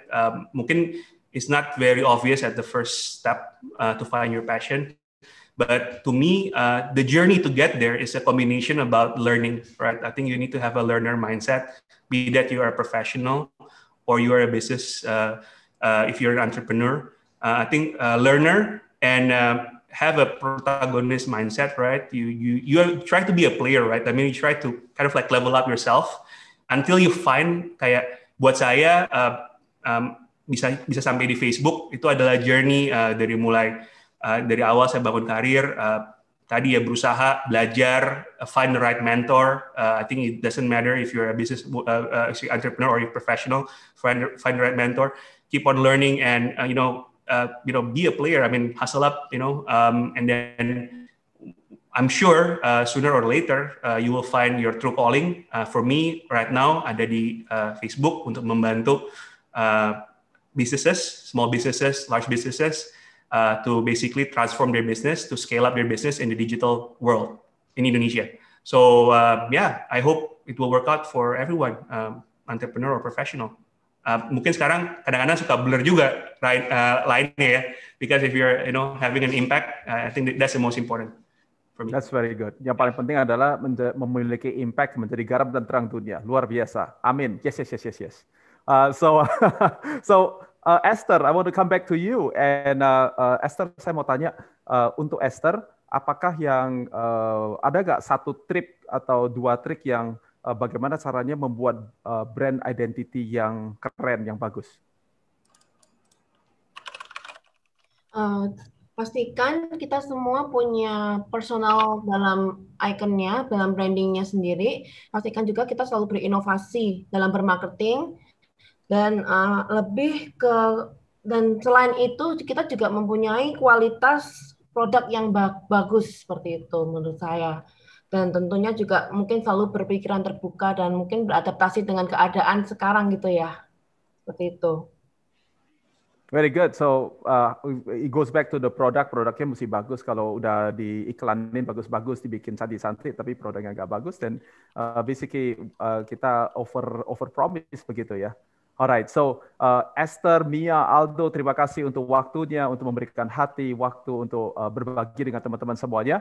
Saya punya dua tugas terakhir sebelum ini selesai, jadi teman-teman jangan tinggalkan ruangan terlebih dahulu. Pertama-tama saya punya kerjaan paling susah, ilmunya gitu banyak, saya disuruh untuk memberikan sebuah konklusi gitu. Jadi, if I have to conclude this, I think ada 3 hal yang saya mau ceritakan. Yang pertama adalah understand what you are giving before asking for what you can receive.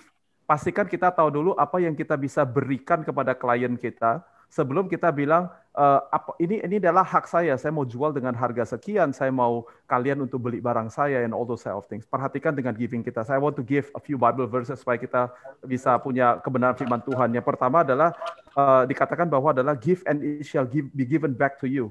The measure that you used to give shall be measured back to you. Berilah maka kamu akan diberi. Ukuran yang kamu pakai untuk memberi akan diukurkan kembali kepada kita masing-masing. So as you are building your business, I want you to be thinking about that. Yang kedua adalah konsep ini, yaitu adalah the poor will always be with you. Orang-orang miskin akan ada selalu di antara kita. Jangan terlalu khawatir dengan orang-orang yang coba aji mumpung atau cuma mau terima free content kita. Karena katanya firman Tuhan, orang miskin itu akan selalu ada di antara kita. Gitu tadi saya mau ngutip dari Mia, dia bilang begini, dia bilang adalah bedakan apa yang free, apa yang need to be purchased. Sambil Mia tadi ngomong, saya setelah baca satu ayat firman Tuhan lagi, yaitu katakan firman Tuhan bilang begini, dia bilang adalah taste and see how good God is. Kecaplah dan lihatlah betapa baiknya Tuhan. Jadi artinya begini, karena ada orang-orang yang mengecap, ada orang yang kita kasih memberi untuk dicoba. Nah, setelah dia coba, maka dia bisa melihat bahwa wow, produk atau jasa kita keren banget. Dan dari situlah kemudian penjualan terjadi secara organik paling sedikit, karena ada orang-orang yang percaya. Tapi memang benar, ada orang yang nggak peduli dengan produk atau jasa yang kita berikan. Poin kedua, yaitu adalah know how to tell your story. Kalau mau jualan, it goes back to the story. The Bible is a story, mulai dari Kejadian sampai Wahyu, dalamnya isinya adalah sebuah cerita. Kalau kita tidak melihatnya sebagai sebuah cerita, maka proses penjualan kita mungkin menjadi kaku, dan kita menjadi terlalu legalistik atau terlalu semuanya ikutin SOP and things like that. Kita mesti tahu bahwa cerita apa yang kita mau berikan.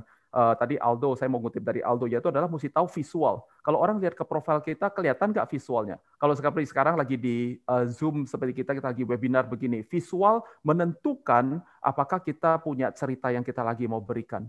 Apa sih yang kita sedang mau berikan? Seperti tadi Esther bilang, logonya, iconnya, ceritanya, hashtagnya, quotes-nya, itu warna-warna, ambience, ya kan? Itu semuanya bercerita tentang visual, sesuatu yang kita bisa lihat. Yang kedua adalah tentu di dunia digital, hashtag, gitu ya. Hashtag mulai dari makro sampai mikro, itu semuanya cerita tentang story kita. Hashtag means that you can tell your story in one word or in one line.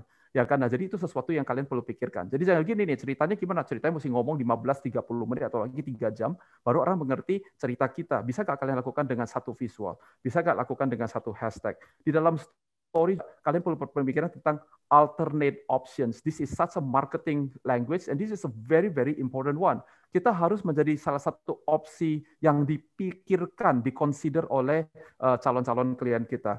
Yang keempat yaitu adalah meaningful connections. Oke, apalagi secara digital, tentu kalau kalian belum biasa, kalian akan kesulitan untuk jualan karena untuk bikin meaningful connection, orang bilang ini ada Zoom fatigue, everybody kontennya sama. That's why you have to create a community, meaningful connection. Itu yang kedua. Ketiga yang besar yaitu adalah know why you price it the way you do. Tahu kenapa kita kasih harga atau price tag yang kita lakukan. Nah, di dalam sini saya juga mau mengutip dari apa yang Aldo barusan sudah katakan, yaitu adalah dia cerita tentang begini, yaitu ada awareness, consideration, transaction, retention, dan advocacy. Ada 5, ya. Ada awareness, ada consideration, transaction, retention, dan advocacy. Jadi di level yang berbeda-beda, kita mungkin membuat sebuah strategi pricing yang berbeda-beda.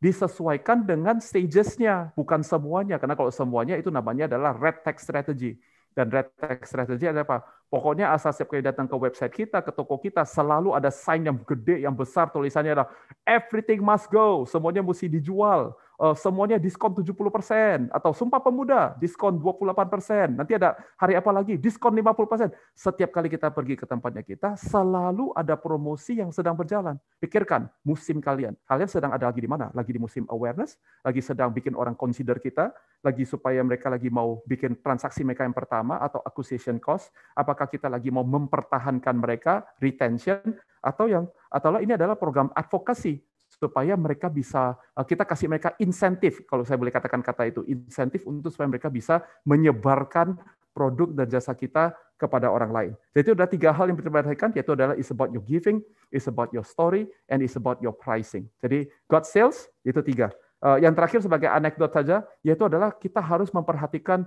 perubahan daripada consumer behavior kita. Aldo tadi sudah menjelaskan dengan panjang lebar, kalian bisa nonton lagi di YouTube dalam beberapa minggu ke depan. Itu consumer behavior sudah berubah, dan yang pertama yang penting, yaitu adalah 66 hari sudah lewat, the habits is already there, dan ini adalah new normal. Ini adalah sesuatu yang akan bertahan untuk 1 tahun, 2 tahun, dan 3 tahun ke depan, dan untuk waktu yang cukup panjang.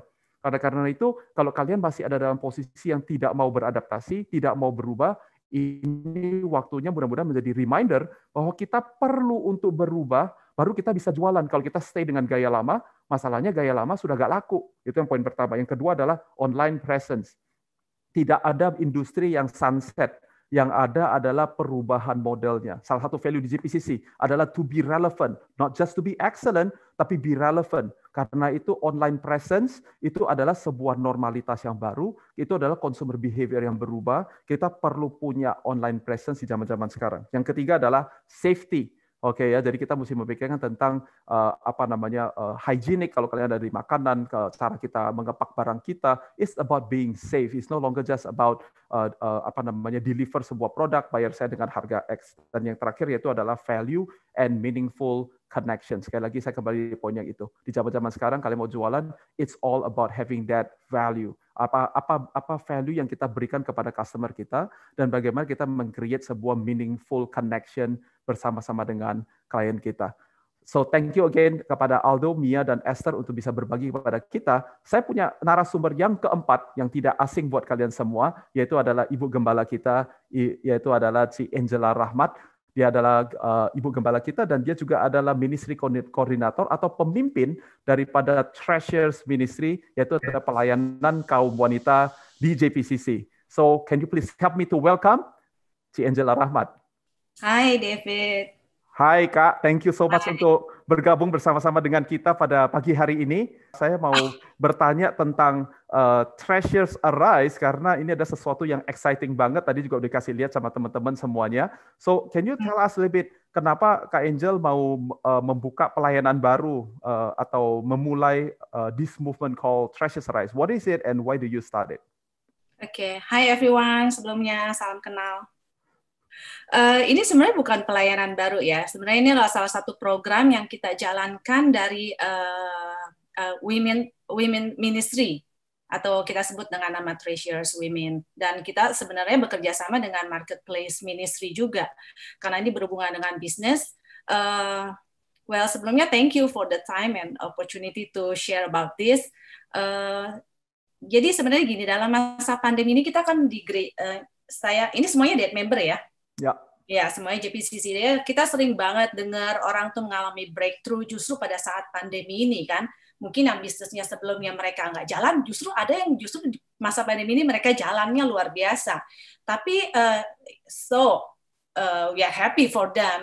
Tapi kita juga nggak bisa menutup mata dan telinga kita untuk sebenarnya banyak juga orang yang struggling dalam masa ini dalam bisnis mereka, yang terutama yang paling menyedihkan buat saya adalah mereka itu bukan hanya tidak bisa menghasilkan lebih, tapi mereka tuh harus punya tanggung jawab untuk kalau mereka punya perusahaan, mereka harus bayar, mereka punya karyawan, dan mereka itu benar-benar struggling. Dan yang paling berat ada buat mereka adalah mereka itu kan punya keluarga. Mereka tuh sampai harus mempengaruhi financial keluarga. Mereka itu bingung gimana. Mungkin kalau soal makan, saya selalu bilang sama suami saya, soal makan sih gampang ya. Makan pakai kecap, pakai garam is easy. Ini kan tidak berlangsung seumur hidup kita. Dalam masa-masa tertentu ya udahlah, you take it aja, makan pakai garam ya, jangan setiap hari, nanti darah tinggi juga ya. Yang penting kayak Edward Suhadi bilang, makan pakai telur pun jadi. Ya kan? Yang penting sedia beras. Tapi yang bikin sulit adalah bagaimana mereka harus bayar anak-anak mereka untuk bersekolah. Uang sekolah tuh berjalan terus. Pandemi kan sekolah juga tidak bisa memberikan ya udah semua free. Mereka juga punya biaya-biaya. Nah, dari situ itu adalah foundation atau inisiatif dasar yang menggerakkan hati saya, apa ya yang saya bisa lakukan, karena kita kan punya crowd ya kan. Kalau kita punya crowd, kita punya platform, ya inilah saatnya buat kita itu mengeluarkan suara kita. Nah, ini yang kalau semua orang punya slogan kekristenan make a difference, menurut saya, nah ini adalah masa-masa kita harus tunjukkan bahwa itu bukan cuma slogan. Bukan cuma slogan kekristenan. Tunjukkan bahwa kita ini adalah agen perubahan yang tadi. Ya, agen perubahan, kita harus membuat sebuah perbedaan di dunia ini. Nah, inilah saatnya. Nah, itulah yang menjadi foundation kenapa kita dari tim Precious Women dan Marketplace melakukan ini.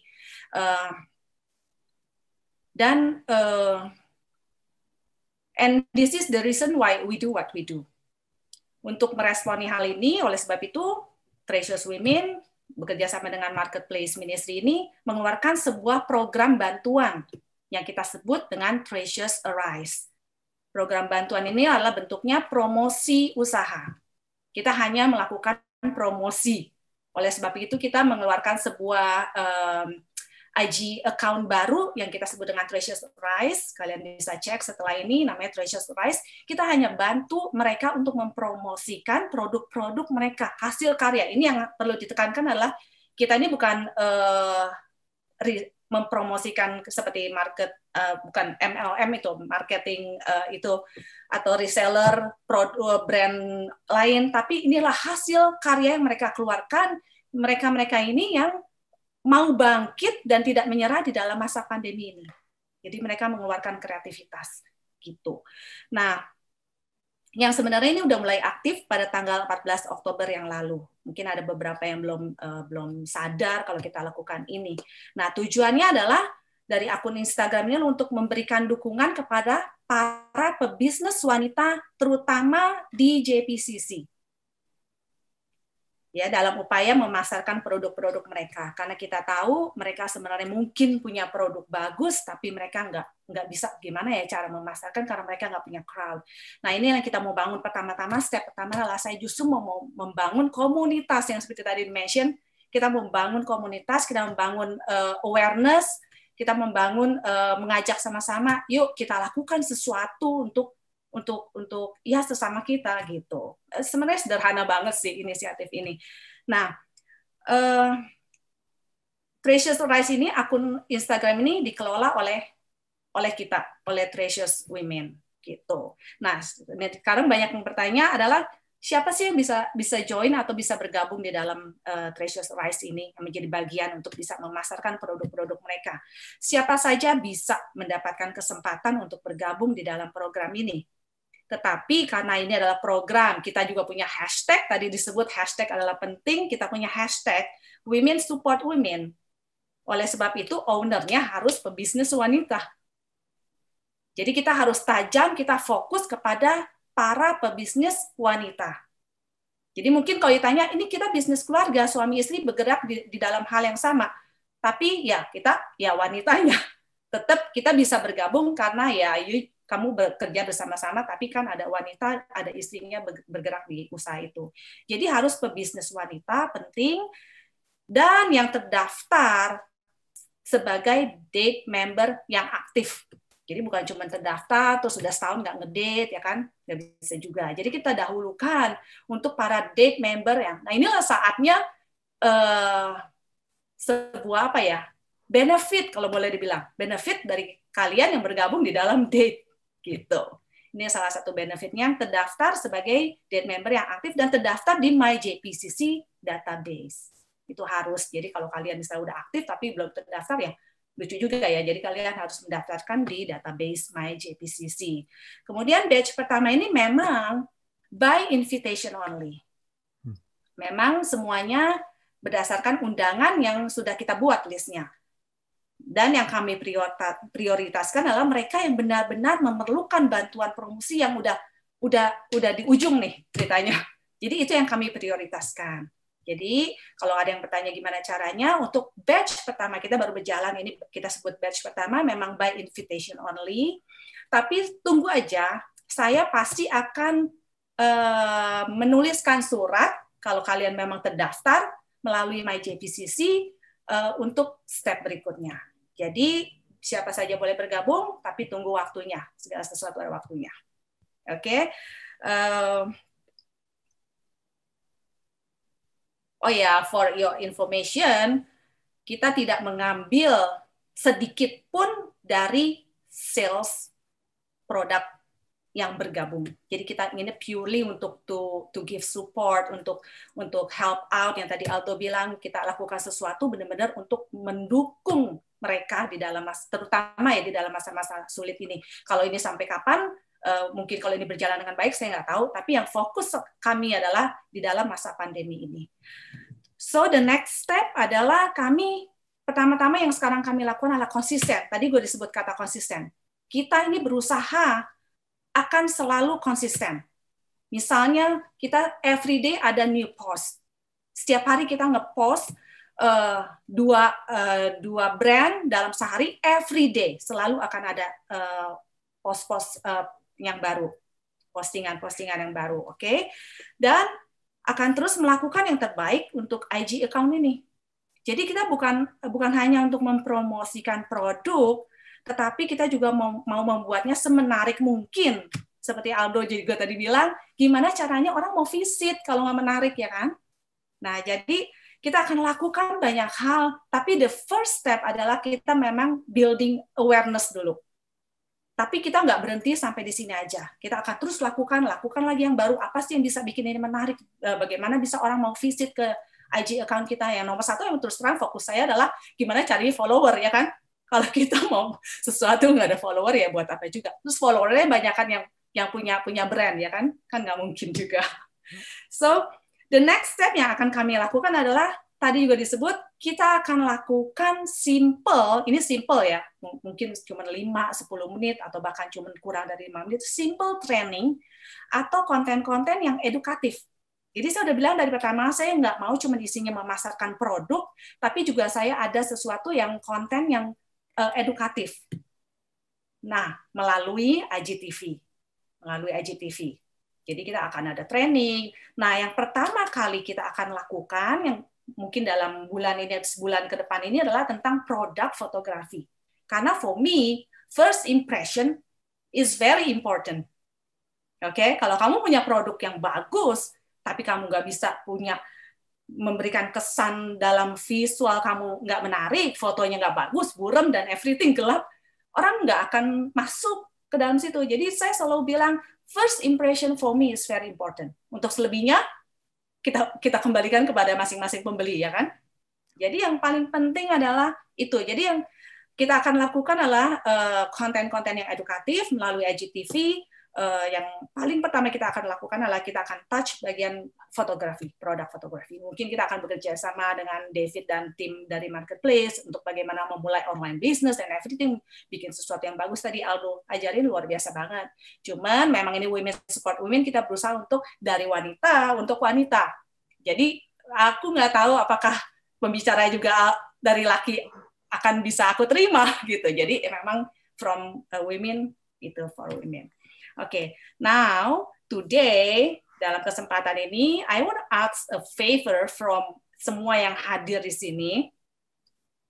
Oke, jadi jangan tanya dulu gimana caranya join, tunggu tanggal mainnya, saya pasti akan memberitahukan. Oke, melalui MyJPCC. Tapi yang hari ini saya minta dari kalian, your favor adalah please mengajak kalian semua untuk terlibat di dalamnya. Oke, bagaimana caranya? Please follow IG account kita, namanya Treasures Arise. Oke. Jadi kalau kalian pun tidak memerlukan bantuan dalam hal promosi, please support and follow us. Nggak ada ruginya kok follow ini. Gitu. Jadi ya of course, first of all you need to follow Jesus. Tapi yang kemudian kalian harus lakukan adalah please follow us. Gitu. Jadi inilah bentuk support yang kita bisa berikan. Jadi kita bisa saling memberkati dan mendukung satu sama lain dalam menjalani musim yang unik ini, yang penuh tantangan ini. Jadi saya cuma mau mention aja adalah tadi Mia juga ada mention bahwa keberadaan kita harus bisa membawa dampak yang baik, terutama di dalam masa-masa seperti ini, ya kan? Inilah saatnya kita membawa dampak. kalau memang kita sedang dalam kondisi yang sedang di atas dalam masa pandemi ini, saatnya kita membuat history, saatnya kita make a difference ke dalam kehidupan orang lain. Dan percaya kita bukan hanya membawa membawa perubahan ke dalam kehidupan orang lain, tapi kita juga make a difference di dalam history hidup kita sendiri. Oh ini loh, dalam masa ini kita lakukan ini untuk orang lain, kita lakukan ini untuk orang lain. Gitu. Jadi kita adalah masa untuk saling support each other, kita saling menolong satu sama lain. Yang sudah berhasil, ya puji Tuhan, tapi jangan lupakan yang ada di bawah. Yang ada di bawah, please don't give up, karena kalian nggak sendirian. Gitu. Jadi ya itu aja perkenalan untuk Precious Rice, dan saya berharap setelah pertemuan di Zoom ini banyak ada pertambahan ya di dalam follower kita. Saya sudah follow, dan saya mau meminta kepada teman-teman semuanya untuk ikut Treasures Arise. Treasures-nya pakai ada S. Very good. Every day selalu ada postingan baru. Kita akan ya. Thank you Kak untuk investasinya di para wanita di JPCC. And kita sudah sampai di pada penghujung acara ini. If you are okay with that, I know kita ada sedikit lewat waktunya, but Kak Angel, do you want to share from your heart, memberikan nasihat kepada mungkin para wanita yang ada di dalam ruangan ini, atau juga kepada para suami yang di dalam ruangan ini? What do you see in the last 5 months? And after that, we would love for you to close us in prayer, Kak Angel. Ya, tadi sebenarnya pesan-pesannya udah dimasukin ke dalam ya sebelumnya semuanya. Ada value-value ya, ini saatnya kita untuk melakukan sesuatu untuk orang lain. Saatnya kita untuk ya saling mendukung. Jadi ini satu lagi mungkin perlu di-mention adalah ini memang women support women, tapi untuk laki-laki pun bisa follow IG account ini. Jadi bukan untuk perempuan aja, tapi khusus yang bisa berjoin di dalamnya adalah pebisnis wanita, gitu. Jadi ya, let's do something dalam masa-masa sulit ini. Mari kita buat sejarah dalam kehidupan orang lain dan juga dalam kehidupan kita sendiri, dan itu kan jadi warisan yang luar biasa buat ya generasi kita yang berikutnya. Amin. Thank you Kak Angel, thank you Aldo, Mia, Esther untuk waktu dan investasi pada hari ini.